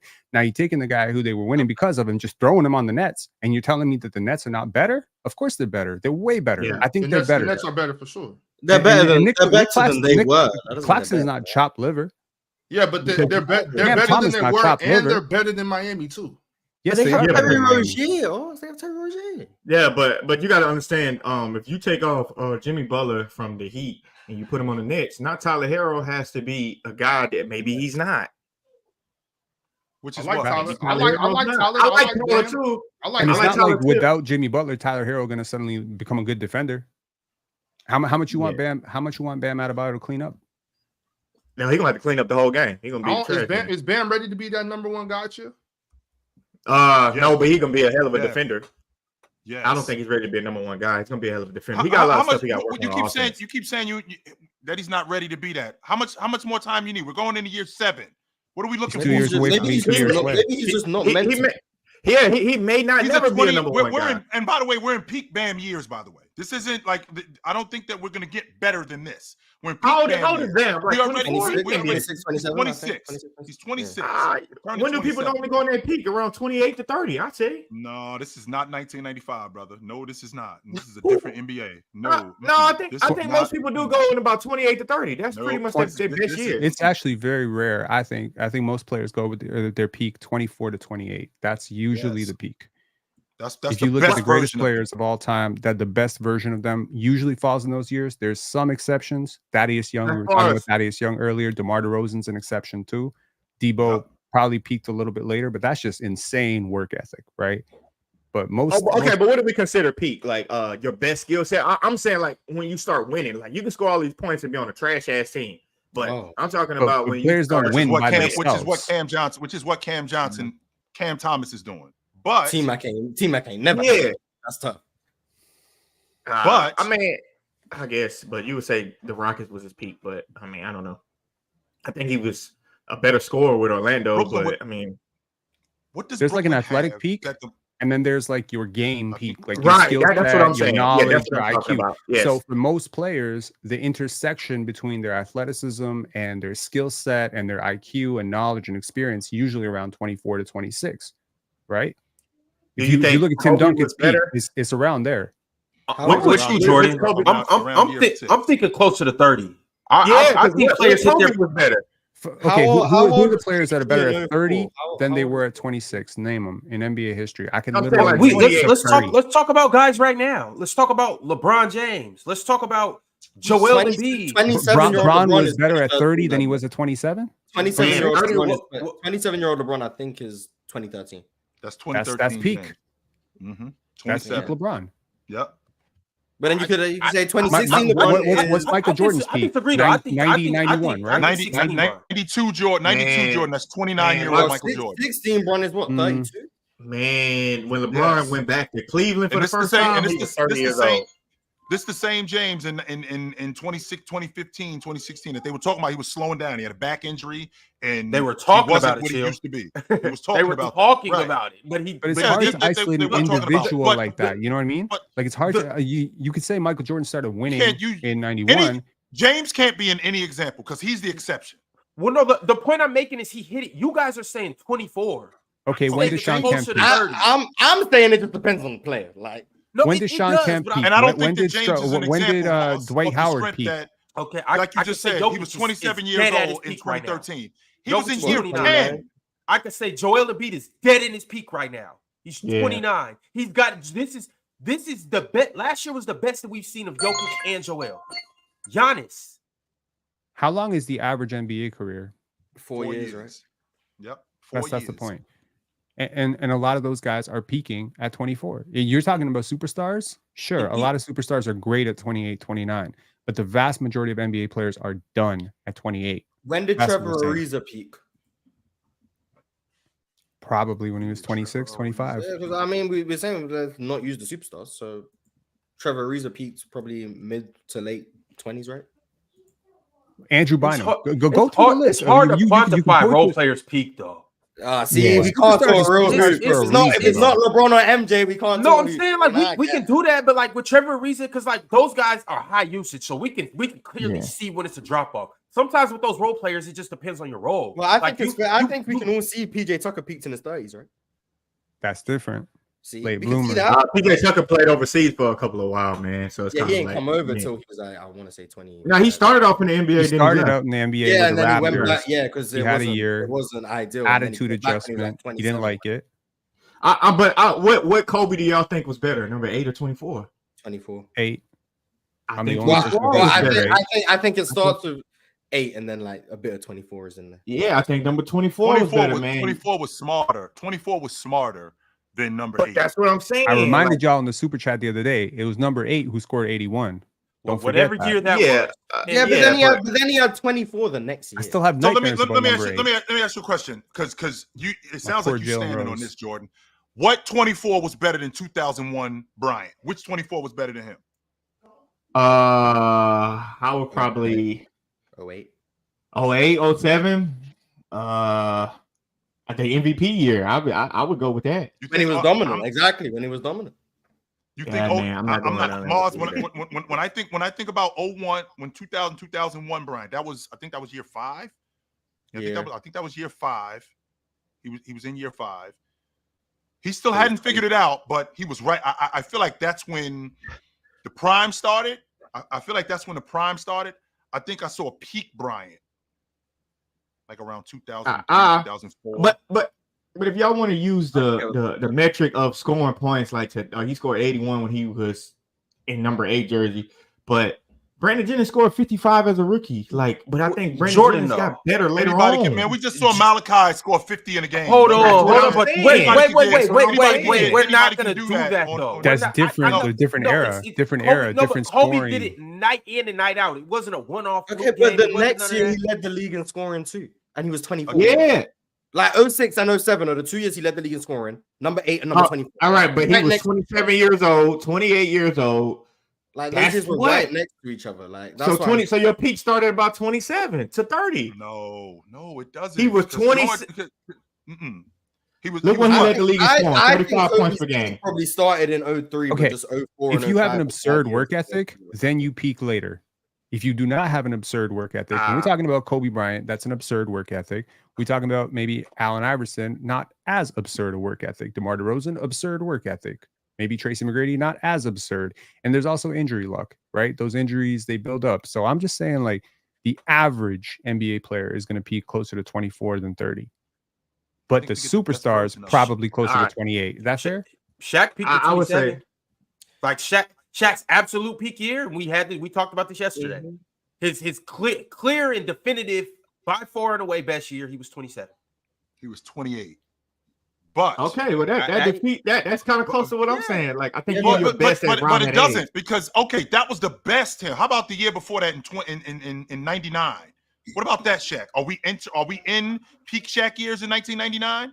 Are we doing that? That's what I was saying yesterday. I said you guys only talk about this one year. I said, what about the year before? What about the year after? And y'all was like, what about 98 Shaq? That was year 6 for Shaq. What about that Shaq? Are we in peak Shaq? He was great from day one. Like he was great from day one. No. There's a difference between being great, Mars, and being and entering your. There's a drastic difference between 98 and 2000 Shaq, if that's what you're asking. 100% there is. How much of a difference between 99 Shaq and 2000 Shaq is the difference? I think he's in better shape. I think he's in better shape. I think he's smarter. I think he's in better shape. I think he's smarter. I think his post game is better in 2000 than it is in 99. I think he runs the floor better. I think he's a better defensive player in 99 than he is in 2000. Now, here's the question. How many of those two, because Jordan is dying on this hill about him being 28 and being peak. How many more years of that Shaq did we get? Well, remember yesterday, Swiper came up here and the best you can get. Nobody batted an eye when Swiper said that Shaq's best years was 2000 through 2003. That's 27, 28, 29, and 30. Nobody batted an eye after that. Chill, you got to go downhill after that. I mean, you can't get much better after you get your peak. But there's a difference between your peak and your prime, though. Your peak is in the your peak is in the midst of your prime. Okay, I would agree. But we're talking about Bam Adebayo's peak. I'm sorry. And to Penn's point, guys who are in their prime, their peak shows up around between 24 and 28. Okay, so like maybe around 25. I'm entering my peak, and you'll probably get 3 or 4 of these years. But when I start to get out of my peak, I'm still in my prime. My prime isn't over. It's not like I'm out of my peak, so that's it. No, I'm still in my prime. It's just the best version of me, that's over. But that's what we're talking about with Bam Adebayo. You don't think Bam Adebayo is going to get no better? I think these 3 years that I got, I think I'm in peak Bam years. I've already entered prime Bam. But I think these next 3 more years, I've already gotten. I think I got 20 and 10 from Bam. I think I could get another 22 or 23 a game season from Bam. I think I can get that out of him over the next 3 years. And some more 20 and 10 next year.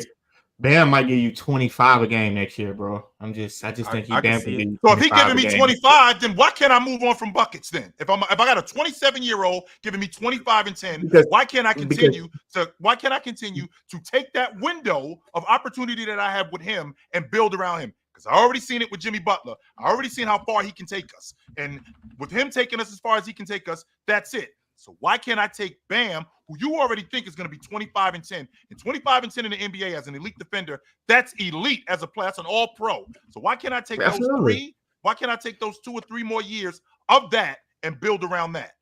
Chill, Because you know have that- to have elite players with him too. Yeah, and you gotta understand, like Jimmy Butler does things that helps teams win. Like Jimmy Butler can score 12 points a game. 12 points and have an enormous impact on the game with 10 rebounds or 7 assists. And you think, well, those are just regular numbers. But if you watch the game, his impact on the game is tremendous. Like he does that almost every game he plays, especially in the playoffs. That's why y'all see sleepy Jimmy Butler during the regular season, and then the playoffs come, and you're like, what the hell? That's playoff Jimmy. So I don't think Bam has that effect on the game. But as far as scoring, he's going to score 25, 10 rebounds. He's going to be the best defender on the court pretty much night in, night out. That sound like to me, that's his peak. But that's going to be his peak. But he's going to be 27. That's going to be his peak. And I'm to still me. going to get some. And he could get better and better. And by the time he get 30, it's going to slow down. Like by the time he get 30, now it's like, can Bam be the number one guy? He might not be. I think it's also underrated how much guys play more minutes when they're younger. Typically, Yeah. You know, you see like great players, they're usually playing a lot more when they're 24 than when they're 28. And I think that counts for something because that's an extra 200-300 minutes, maybe an extra 6-7 games on the year. That's value you providing to your team that they don't have to go to a backup for. So if you go through Michael Jordan, the greatest player of all time, in my opinion, some people will disagree, but if you go to his career, you isolate the variables. You say, what was his best shooting year? Like, what was his best like efficiency year when he was 24? That was his only year where he shot up. There was like 4 years in a row where he shot above 60% true shooting. 4 years, right? Obviously, the explosion started to go away. He started to go to the jumper more. But those years were between 24 and 27. Those are the only 4 years where he was above 60% true shooting. So I'm just saying, like the impact metrics, the games played, the minutes played, it all aggregate. But the problem is he wasn't winning championships during those years. He wasn't winning championships in 87, 88, 89. So people don't give it credit. But I'm saying, like, if you give him prime Scottie Pippen, let's just say we built the time machine, give him prime Scottie Pippen in 87, give him Phil Jackson, Tex Winter, the entire triangle offense, give him Luke Longley, give him Horace Grant, give him that entire squad. You telling me he's not going to win? Of course he win. Yeah, but I think the Michael Jordan in the 80s to Michael Jordan in the 90s are two different players. Like athletic as hell Michael Jordan was in the 80s. He jumping and doing crazy shit. 90s, the game slowed down for him a little bit. You put him in a system to where it's like, okay, he's ready for this. He can post up. He can don't have to be so crazy with the ball, just trying to jump over people. Like that's a big difference in people's games when they start trying to use their athleticism to win games and when they start trying to use their brain to win games. That's the difference. They took the ball out of his hands. The triangle, in effect, made him a better decision maker because it simplified some of his role. He wasn't like trying to Russell Westbrook the whole thing. Like he fit into more of a scheme. What I'm saying is the better players. He was in 88. That's what I was saying. Like he became that guy. Even if you give him Scottie, even if you give him prime Scottie Pippen, he was reluctant to do it in 90 when he got Phil Jackson. Yeah, so like that's what I'm saying later on. That's the maturation curve that you're talking about. So I'm just saying, like, there's nothing different about the player. It's the situation and the players around him. And you can say that growth didn't come, or it came in the second year of having Phil Jackson instead of the first year. It couldn't have come under Doug Collins. Well, you know, I'm saying the player himself in 87 was better than the player in 93. It was a totally different player, but 1v1. Same team, same context, same coach. I gotta say, I give the edge to 87, 88, Jordan. I probably would too. I probably would too. But I'm saying when I want to win a championship, because that's why they play to win a championship.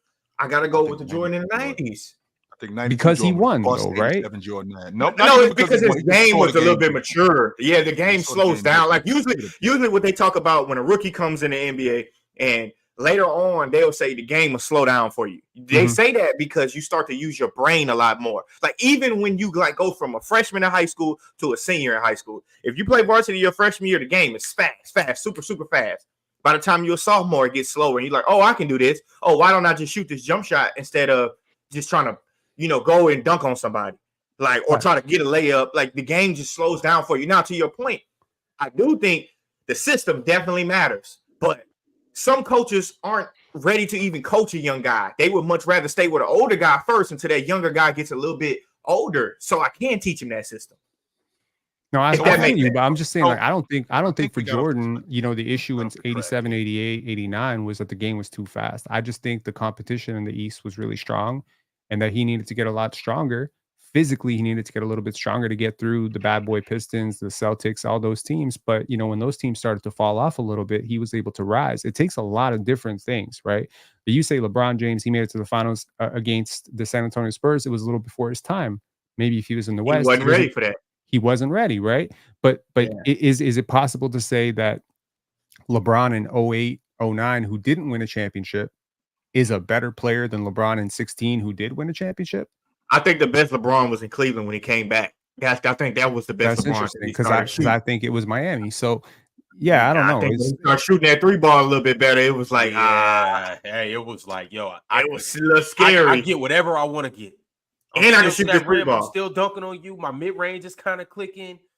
That was. But who do these guys normally lose to when they're younger? They lose to older players.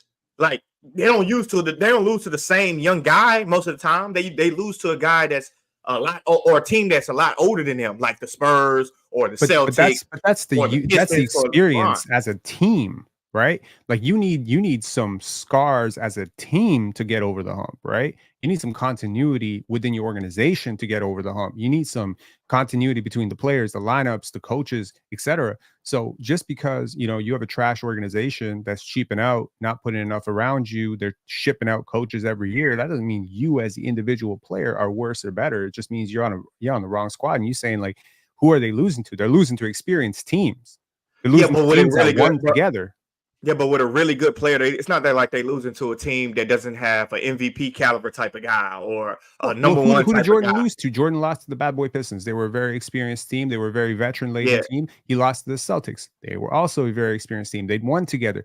Who did LeBron lose to? He lost to the Spurs. Very experienced team. They had championship scars. I'm saying, like, every single time you go, Hall of Fame players on that team, though.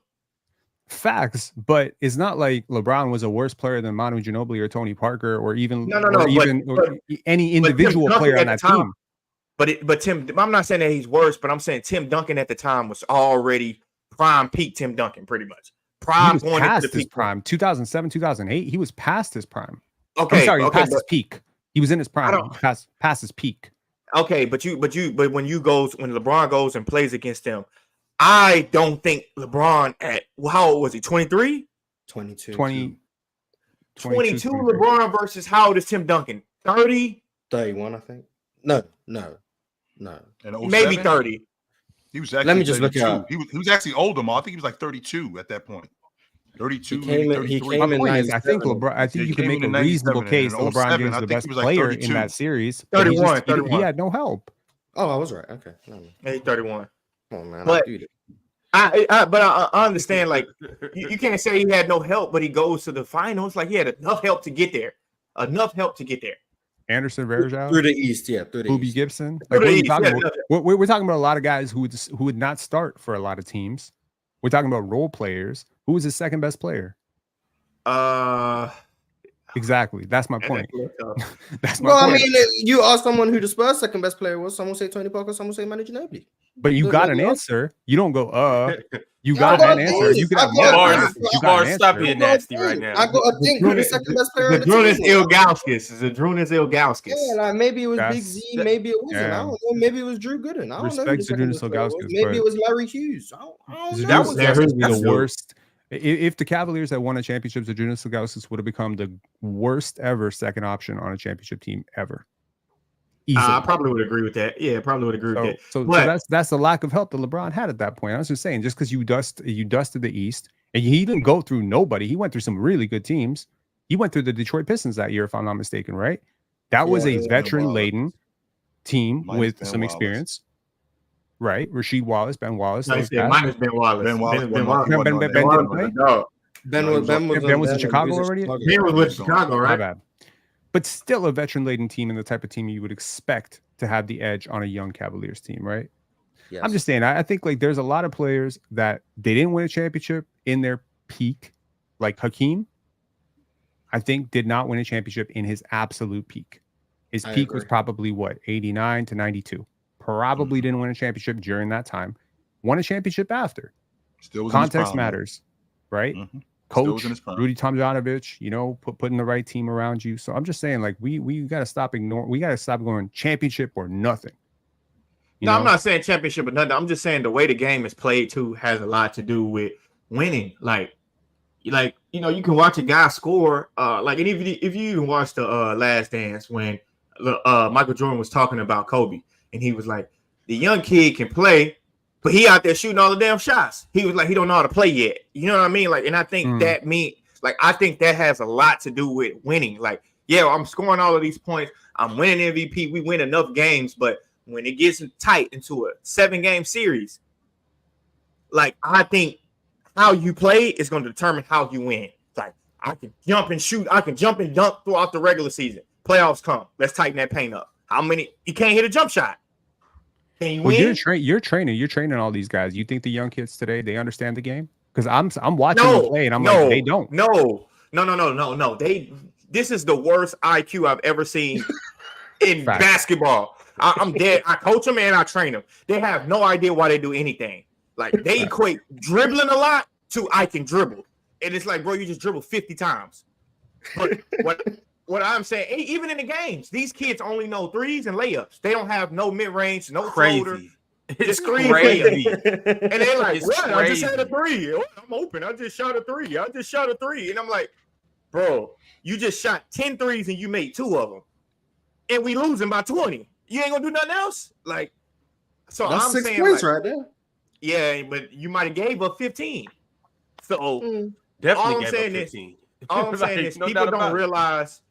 People don't realize, like, you can do all of this stuff in the regular season, okay? But when the game gets in the playoffs, it becomes a half-court team. If you don't know how to play in the half court, if you just transition, you're gonna lose in the playoffs. You might beat the first round. I mean, you might win the first round if you're a number 1 seed. You're playing against some A seed. And maybe that might be the reason why Jonathan Kuminga hasn't materialized in Golden State. That might be. Jonathan Kuminga is just not that good of a player. Like, he's just not that good. I think he is. Bingo. I actually think he is. Player. I do. I think he is. I think the problem is compare that him to the other wings in his draft class. Compare him to a Scotty Barnes or a Franz Wagner. There's leaps and bounds of a difference between The those. 21 draft is just really, really good though. Yeah, but Jonathan Kuminga is just not that good of a player. Like, what like to be a max player, like he's trying to say he is. Jonathan Kuminga is not that. Like, at best, he might be a 3rd or 4th option on the team. At best, if not, he's just an okay player that comes off the bench. That him and Kelly Oubre is the same, and I love Kelly Oubre's game. But him and Kelly, I would probably take Kelly Oubre over Jonathan Kuminga. Yeah, he doesn't see the game. He doesn't get it. No. Like he does. It hasn't slowed down for him. He doesn't know when to go, when to stop. He just doesn't have the timing of anything, right? So it's like when you see the dribble counter and you see him do a step back or you see him go, you see like, oh, that looks like this other really great player that I know, but he doesn't know when to do it. He doesn't know when to step back. And he misses the flow of the game. He's the definition of Michael Jordan. You know, when he says, like, when Michael Jordan used to say, he's like, these guys, I'm playing the game. I think these guys don't understand the game. I think he's exactly talking about players like Jonathan Kuminga. Right. And think about where he. I say that all the time too, as a coach. So if that's true, then maybe where he wasn't conducive to his game. He needed to learn the game. The idea that the athleticism was there. You can't sell me that if a guy is a great athlete and he knows some things that I can't, in the words of my man Big Ox, I can't coach that. That's the mark of a great coach. Okay, what do you know how to do? We're going to do that. What don't you know how to do? We're not going to do that early. Now, if he's playing on the Golden State Warriors, we don't have time for that. because we're trying to win. This window for us to win is open about this much. So we don't have time to develop this guy, which would also explain why Moses Moody hadn't materialized the way he did. We don't have time to develop these guys. We already have a vet-laden unit, unit that's already a championship level unit, and we got a guy in Jonathan Kuminga, who, if I'm not mistaken, I think he was where they got him from. Was it the G League? That's what I'm talking G League night. about. The G League. They're not teaching him anything there. But hang on, you don't got to teach Brandon Pajinski and Trace Jackson Davis how to play basketball. They understood how to play basketball coming in. First of all, Pods is completely different. Pods went to a 4-year university, Santa Clara. That league right there. He's been coached by Steve Kerr for 3 years. But hold on, no. That league is completely just Santa Clara alone. That's where Steve Nash went. That's where Jalen Williams went. So these guys show up to the NBA. They're definitely more pro ready than Jonathan. Or maybe Kuminga. Santa Clara picks at high IQ basketball players. Right. You got to have good grades to get a Santa Clara. Developing dummies. Do you think it's coincidence that the only young guys who haven't seemed to figure it out with the Warriors is James Wiseman and Jonathan Kuminga? No, it's not a coincidence at all. Those are the high school, those are the guys that got their jollies on the highlights, right? That's what I'm saying. Like, if you got to think the game, right? If you think in the game at a younger level, that's going to translate when you get up, right? But if you're just jumping over people and you're just out sprinting everyone, that's not going to translate to the NBA, because now you get there, everyone's an athlete, everyone's big, everyone's strong. Your advantages go away, and you basically honed your brain for 8 years getting your jump shot off because you're bigger, stronger than people. You didn't learn the footwork. And if you didn't do the work properly, it's just like if you were in a math class and they told you, show your work. You're like, nah, I figured it out in my head. There's a limit to that. It goes away when you get to a certain point. I'm just saying, like, people hype up high school players. They go, he dunked on everybody. He scored 45, 50 points. He's 7 feet tall. And the guy who's guarding him is 6'4". Yeah. And then you're like, bro, you're not really that good. I say this all the time too, like, to bring up a point when you were like, people don't really know how to actually play the game. They don't really understand that it's actually a game. Like, just like you would play any game, like a chessboard. They just go out there and think basketball is getting buckets, layup, dribble, step back. Oh, do a step back. Oh, do it between the legs. Coach, show me how to do a hezzy guy layup. Like, bro, what are we talking about? Like, they don't realize that. And I think Jonathan Kuminga is one of them guys. He don't realize, like, this is a game and we're trying to win it. So before I go between my legs, step back, maybe I should swing the ball to Steph Curry, probably go set a screen, roll real fast or pop real fast. I might can get that ball back. That's why he can't play in the game with Draymond a lot of times, because it's like you'll see Draymond hold the ball and telling him, get out, go, like, move, and you just stuck. Like, and the reason why he's stuck is because he doesn't know how to play.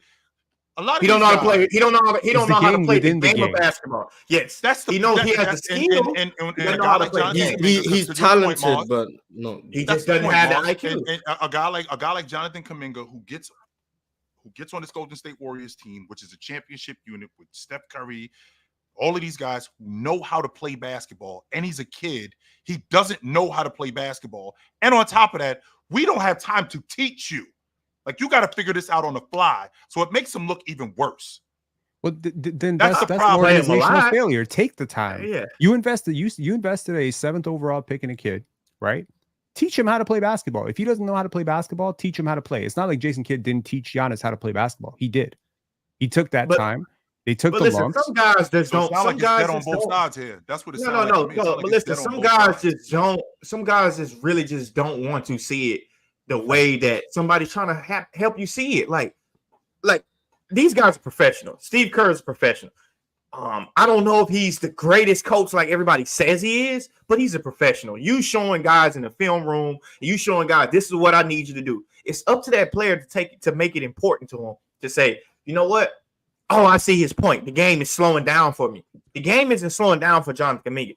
Even when I watch him train, even when I watch Jonathan Kuminga trains, he's working on stuff that I have no idea why he's working on that. Like, and it's like, he's going to try that in the game. He's going to try to go between the legs, behind the back, step back. Like, when are you going to do that? You play with Steph Curry. When? But he's not always going to play with Steph, though. But he's not. He's rarely going to get an isolation where he can go between legs, step back, and they're going to let him do that for 14 seconds. He should. I mean, you'd hope most NBA players are. It's like what's the saying? Practice how you play. That Like, he's not doing that. You would hope that's what's being done. And then I do watch those training videos, Jonathan Kuminga. I'm watching him go like you said, tween step backs, all of these. It's like he's the number one option, and it's like that's where people training goes wrong. Like you don't know how rare, like how many times do you see Jonathan Kuminga catch the ball and go right into a 1 dribble pull up or a 2 dribble pull up? In the game, he doesn't really do that. He's catching and shooting or doing something he has no business doing because just look at what he's working on. He's working on between leg step back, guard a double team, bully ball in a way, and it's like, bro, that ain't your role. Like, just master 1 or 2 dribble pull up first. Master catch and shoot. That's what I'm saying. And I think a lot of players fail to realize that when it comes down to learning basketball. That's all I'm saying. All right, y'all. We're going to transition into some of these super chats. And then I got a question for you guys regarding some comments from Jason Tatum. But before we get there, Realist said Penn was robbed, by the way. He should be debating Dion. No, I'm good. For what it's worth, I agree. Okay. Shame on you, judges. Shame on chat. Y'all was judging too. Joe Dapp said, "Ron, when is the James Harden story?" Well, technically, it was 2017. Technically, that's when the story was. It's not happening. Give it up. Stop. Shout out James Harden. I think we can reconcile our differences. It's been some time now, James. Styles Black said, "Damn, nobody picked Robert Pack." I thought of him. I thought of Kevin Johnson, Derrick Rose. That was players I thought of. Nobody thought of Spud Webb. On a Nobody thought of that. Hey, Ron, Gerald Green that did that dance. I thought Gerald Green. Nobody picked him. Who? Nobody picked the dude that did that dance, that twerk before he dunked. Nobody picked him. Who? You don't remember the dude through the alley and he did like a little twerk before he went and caught it and dunked it? Oh, it was a while back though, huh? Yeah. Chill would know. Nobody picked him. Chill probably recorded it. Oh, okay, bro. I ain't in that, Mars. I'm not in there with you. Not in there. Kundril said Vince jumped over a 7-footer in game in front of the world. That's the debate. Yeah, my list wins. Y'all lift Vince Carter to number 5 pick. That's crazy. In a dunker draft. I think that's crazy too. Vince Carter never went below number 2 in a dunker draft ever. I'm happy with my This is crazy. Cultured Bandit said, shout out to Larry Nance Jr. was a really good game dunker. How come no one picked his dad? Yeah, both of them, yeah. Just didn't 2 basketballs. I mean, like I said, my draft was, I guess, 2013 and after. Like, that's what I went with. So, last 10 or so years. I'm gonna wait for Ox to get back for that one. Cultured Bandit said, "Skipping my first super chat was crazy. I'm gonna skip your next super chat too, Culture." MTHJ301 said, "Kuminga, Wiggins for Grant and Ayton." I don't know why the hell they'd want DeAndre Ayton, but I mean, I guess. You said hating on DeAndre Ayton? I don't know. I don't know why the Warriors would want him, but I mean. Oh, I was about to say, I know you didn't say hating because I seen your video about DeAndre Ayton. I agree with you, by the way. Yeah, I was right. Yeah, I was right. So, I agree with you. It makes it worse that he says, "What do you mean? I'm one of the best centers in the NBA." And it's like, bro, that's what makes you worse. Like the way you think, like that's what makes you worse. Because it's no possible way you think you're one of the best centers in the NBA. No way. He went number 1. He got paid. That's the end. For some people, that is the end. I mean, he made it abundantly clear that was the goal. Like, it's not even like it's a shock. He said it was the goal. So, but yeah, problems like that at Arizona, man. People were saying that about him. You know, it's just crazy how that transferred over to the NBA. Respect that. Like for some people, it is just about having a long career, making some money, and that's perfectly fine. Take care of your family. Yeah, I'm not going. Not a good dude though. I don't think. I think if somebody pays you for something, you should probably cherish that and do the best you can because you got paid to do it. If everybody thought like that, we'd be losers. Everybody would be losers. No, I get that. I get that. And I get that you would think that, but it's like I've been listening to people talking about how Vince Carter was lazy in Toronto as they're like skipping out on like friggin' like putting in 2 hours in an 8-hour workday. And I'm just like, bro, like sometimes we judging these guys a little too hard. We have expectations that Vince was supposed to be this, or this guy's supposed to be this guy. And it's like, who are we to say what their end result was, right? Making the NBA is hard. It's really hard. I would disagree with you, but when you start asking for max money, well, I need to start asking for max value. Well, that's fair, but that's almost like the debate of like what we had the other day about the number 1 overall pick. Like, who's the biggest bust? It's like, did Anthony Bennett ask to be drafted number 1? Did he? You know what I mean? It's also like these agents, and no offense, but trainers, not you, but other trainers, they're telling these guys, oh, you go lottery next year, you should come out and you hold in a $13 million paycheck in front of somebody as a lottery pick, and that person's supposed to say, no, I'm not ready. I'm not gonna honor the city of Cleveland properly. That's the thing though, Penn. A contract, you have to sign that contract. Now, sure. Penn, I'm not telling them don't take that money and don't sign a contract. It's obvious. Like, if tomorrow, if they were like, yo, Mars, you could be the number 1 overall pick if you work out and enter the draft, Mars is gonna do that. But work out. but that's what I'm saying, though, like, Anthony Bennett wasn't like, no, don't take me number 1. He didn't tell them, man, you guys probably shouldn't take me number 1.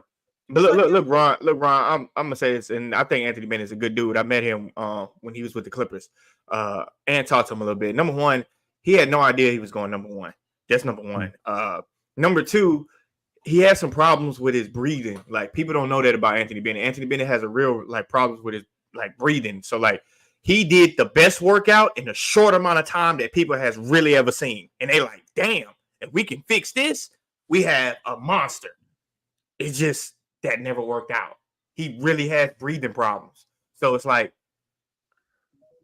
he's saying he a bust, but there's other factors to why he's a bust. It's not his work ethic. It's not his work ethic. It's factors that most people don't know about, and they don't care to tell you. So, but as far as somebody signing a contract saying, pay me, I'm such and such, you're not gonna pay me my money, and then they pay you the money, and then you like, well, I just take care of my family. I get up here every day, I take care of my family, and it's like, bro, we can pay you enough to take care of your family. We paying you to be a megastar.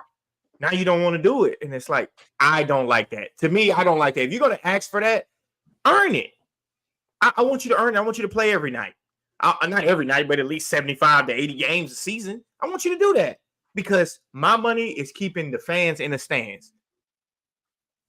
This is the first time they don't really care about that now. Like, it's just like, I'm totally against the, what they call that, players' power. No, the players' power. Player empowerment. Like, damn, Jordan, you a shut up and dribble type of guy? No, I'm not a shut up and dribble type of guy. Shut up and tween? No, not that. But I'm saying, like, my thing is, what do you mean player empowerment? I'm taking a chance to get you out of a situation that you wouldn't have the idea to do it. That's a fair exchange. Obviously, I got more money to pay other players, but what do you mean? You're going to tell me what to do and I'm paying you? Where does that work at ever in life? Where does that work at? That is kind of crazy. Like, I'm paying you every 1st and 15th. You don't want my money to be late. Where does that work at ever? To where you get to tell me what to do. And I'm supposed to just take that. Like, all right, I got you, brother. I still have your check on the 1st 15th, though. I mean, technically, if we take it to the streets and you go with a, never mind. I gotta get back. Y'all talking about player empowerment? Yeah, I do not like player empowerment. Yeah, I hate it. I know y'all know. Me too, because it's like, bro. It's like, bro, what do you mean we paid you $50 million a year? I can't at least ask for you to do something. I'm not asking you to do something on your, in your personal life. I'm talking about just basketball. I can't ask you to do something. Mm-hmm. I lean pro player as opposed to pro organization generally, but obviously there are players like Ben Simmons that make that really hard, right?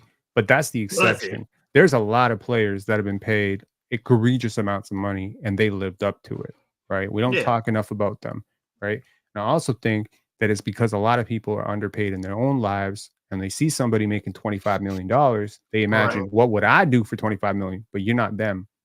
because money is just a number, right? Beyond a certain point, there's research to suggest that money does not actually influence your happiness. It's beyond a certain point. You have to jump brackets. So if you making 30,000 and I give you 200,000, it's going to make a difference. You making 200, I give you 300, it's not going to make a difference. So we think about somebody from our vantage point, like I make 100,000, this guy makes 100 million. Oh, he should be putting in like 100 times more effort than I do. It doesn't always work that way. That's not how it works. I'll feel you on that. I'm not just talking about athletes and NBA players. I'm talking about in general. We have a lot of times where employees want to run the show, and it's like, bro, that's what I'm saying. Employee for a reason, you know what I'm saying? Do your job. Facts, can I run the show? Go start your own. Ron wants to run the show. Go ahead, Ron. I don't feel like you. You know what? I'm already upset with you, so I'm gonna be quiet. I don't know why. I ain't did nothing but been good to you. As a matter of fact, Ox, I think you should stop low managing, Ox.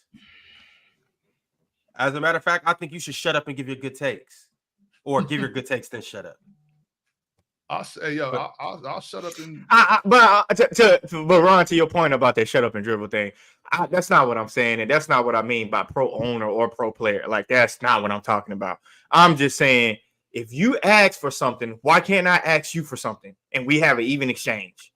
Well, that's how it's supposed to be. That's business. I give you something of that you value as equally as you giving me something that I value.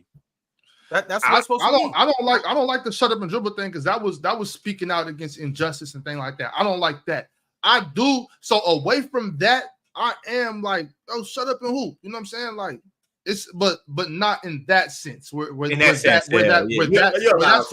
statement came from. Yeah, where that statement came from. That's wrong. I don't feel that way.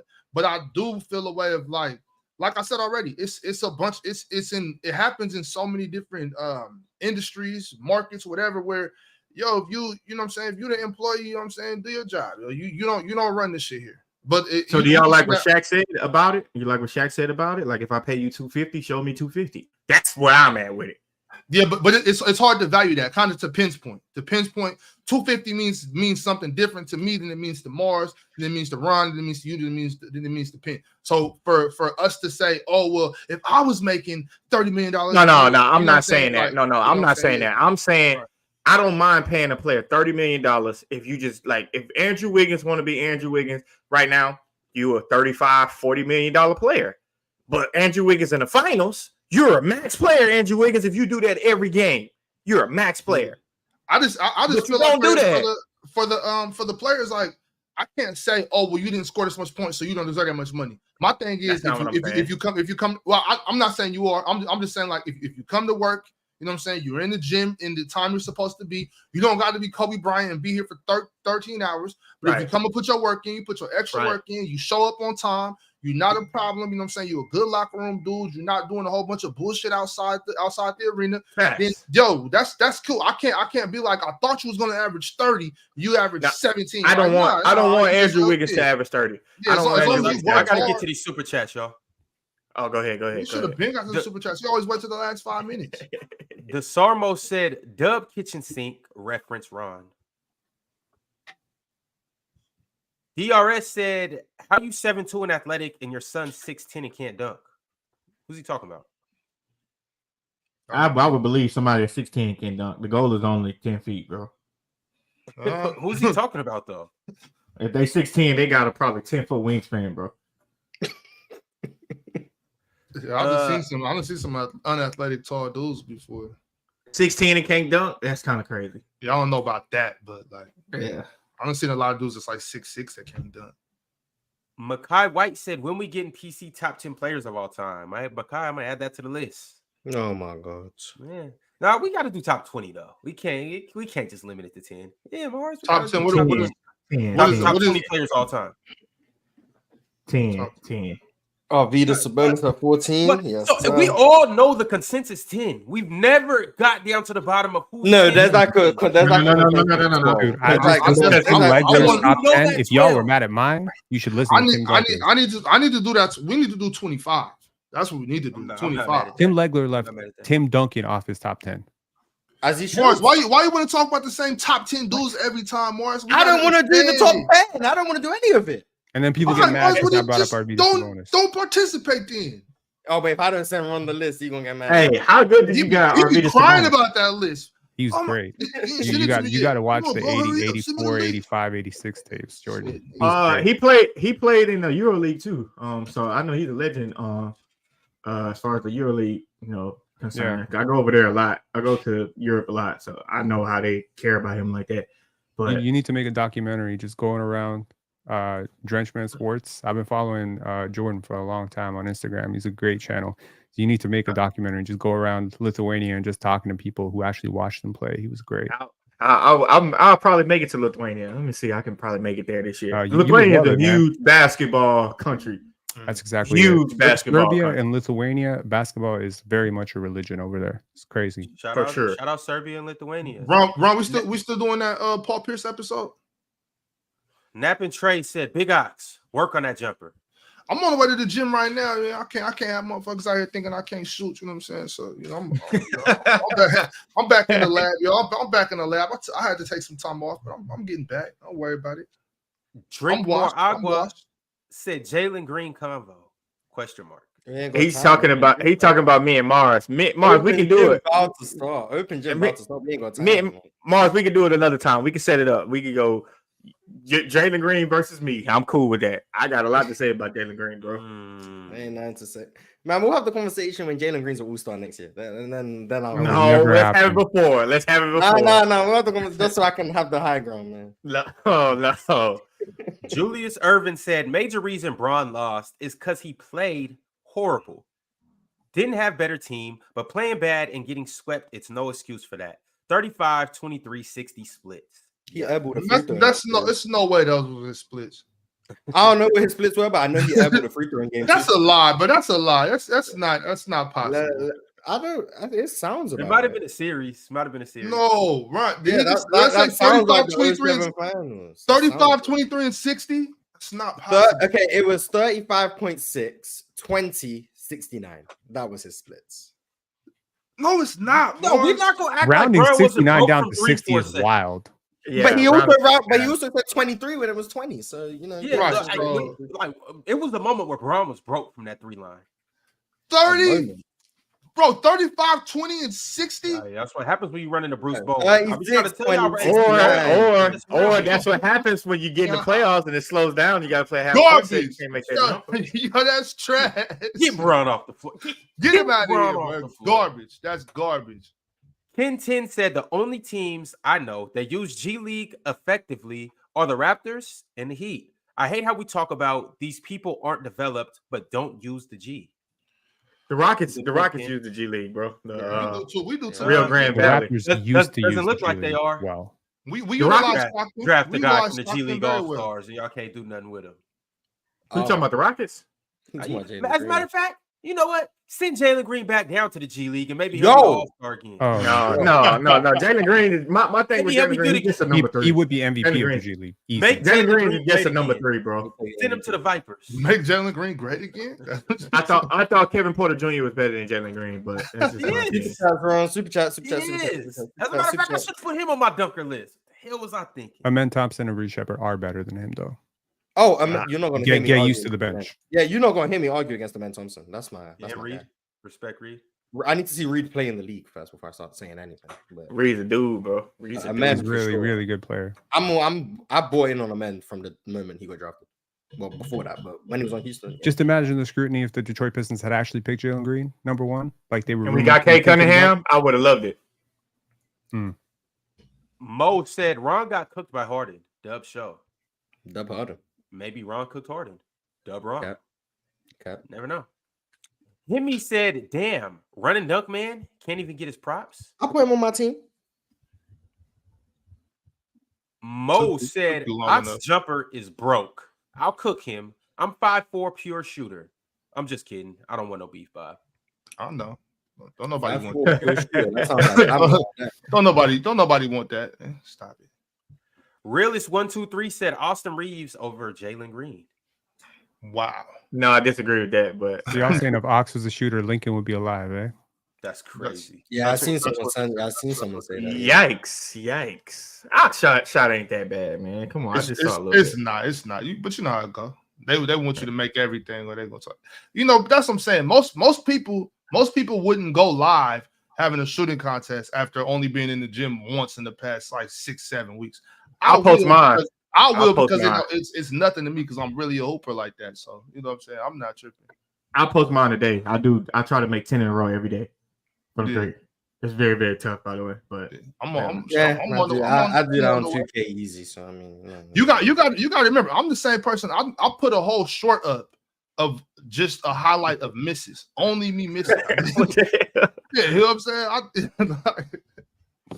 It's not Alan basketball, L said Oxa Brick, Dub Ron, but L host. Huh. Thank you, Alan. Masiko G said Swiper about to tell us Ty Lawson a top 10 point guard ever. I mean, if you think about it, like peak Ty Lawson. Ty Lawson lost his mind when he went to China. I'll tell you that. Some people can't hack that. No, they banned his ass from China. The Chinese strip club got the best of Ty Lawson. You talking about that way? Oh, okay. Well, some people can't handle got the best of him, but can't handle that. Masiko G said Ron not taking Seattle Desmond Mason is wild. Told you, Masink, I got you. Desmond Mason was one of my favorite players, man. I don't know why, but I really like that. I like guys like that. I watch a lot of role players. Shout out to Oklahoma State Cowboys. D3 said L Ron for ducking in 1v1s. Messed up my parlay. Facts, Ron. LU. I spared you. We're just gonna put it that way. D3 also said get Ox off the court. Losing to L host Ron, shaking my head. Yeah, that's crazy. That's wild. Lock him, man. Ron got a burner though. Cat. Rambo E 1996 said, did no one pick Bean or am I tripping? Why would we do No that? one picked him. No one picked DeMar DeRozan. No one picked Tracy McGrady. No one picked a lot of players, man. A lot of good dunkers left on the board. I wanted to pick T-Mac. I really What did. up, PC Nation? Warmer, sunnier days are calling. Fuel up for them with Factor's no prep, no mess meals. Meet your wellness goals in time for summer thanks to the menu of chef-crafted meals with options like Calorie Smart, Protein Plus, and Keto. Factor's fresh, never frozen meals are dietitian approved and ready to eat in just 2 minutes. So no matter how busy you are, you'll always have time to enjoy nutritious, great tasting meals. Make today the day you kickstart a new healthy routine. What are you waiting for? With 35 different meals and more than 60 add-ons to choose from every week, you'll always have new flavors to explore. Crush your wellness goals this July with dietitian-approved meals and ingredients that you can trust. Make your day delicious. From breakfast to dessert, stay fueled with easy, nutritious options. Treat yourself to restaurant-quality meals that feature premium ingredients like filet mignon, shrimp, and blackened salmon. Keep kitchen time to a minimum. Factor meals are ready in 2 minutes. No shopping, prepping, cooking, or cleaning up. Enjoy effortless support for your lifestyle. Choose from 6 menu preferences to help you manage calories, maximize protein intake, avoid meat, or simply eat well-balanced. Head to factormeals.com/playerschoice50 and use code playerschoice50 to get 50% off your first box plus 20% off your next month. That's code playerschoice50 at factormeals.com/playerschoice50 to get 50% off your first box plus 20% off your next month while your subscription is active.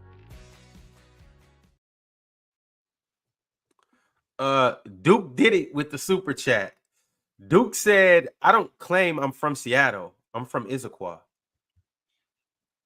That's a shout out. Cats from Issaquah. Yeah, that's Issaquah, yeah. Oh my God. Mo said, chill. Where does Lonzo rank as a defender? Marshall. Top 10 in the league. Okay. There we go. Cook. Quabe said, if Ox was the shooter, Lincoln would have lived. He was standing right behind Lincoln too, so that means you missing. He was right behind me. That's not true, Mars. Because I'm gonna keep shooting. I shoot until my hand fall off. So, you know, would have got him for sure. Would have got him eventually. I'd hope so. It was point blank. Quabe said Ox had the gym sounding like Call of Duty match. Why y'all act like I was the only one missing shots? Like, on top of that, I really was hitting too. I just missed the bad ones. That's how the game works. So that's how 7-Up goes. If you miss after, you know what I'm saying, after you make a couple and you miss, you get all those points. Yeah, whatever, nigga. One day I may give you your rematch. You Nap and Trey said Ron A. What? Ron A. $, %, %. That for sure is Ron or her, but we'll see. It is what it is. Oh wow. That's for sure. That's it. That's what that is. All right, y'all, we getting up out of here. I don't like where this conversation's going.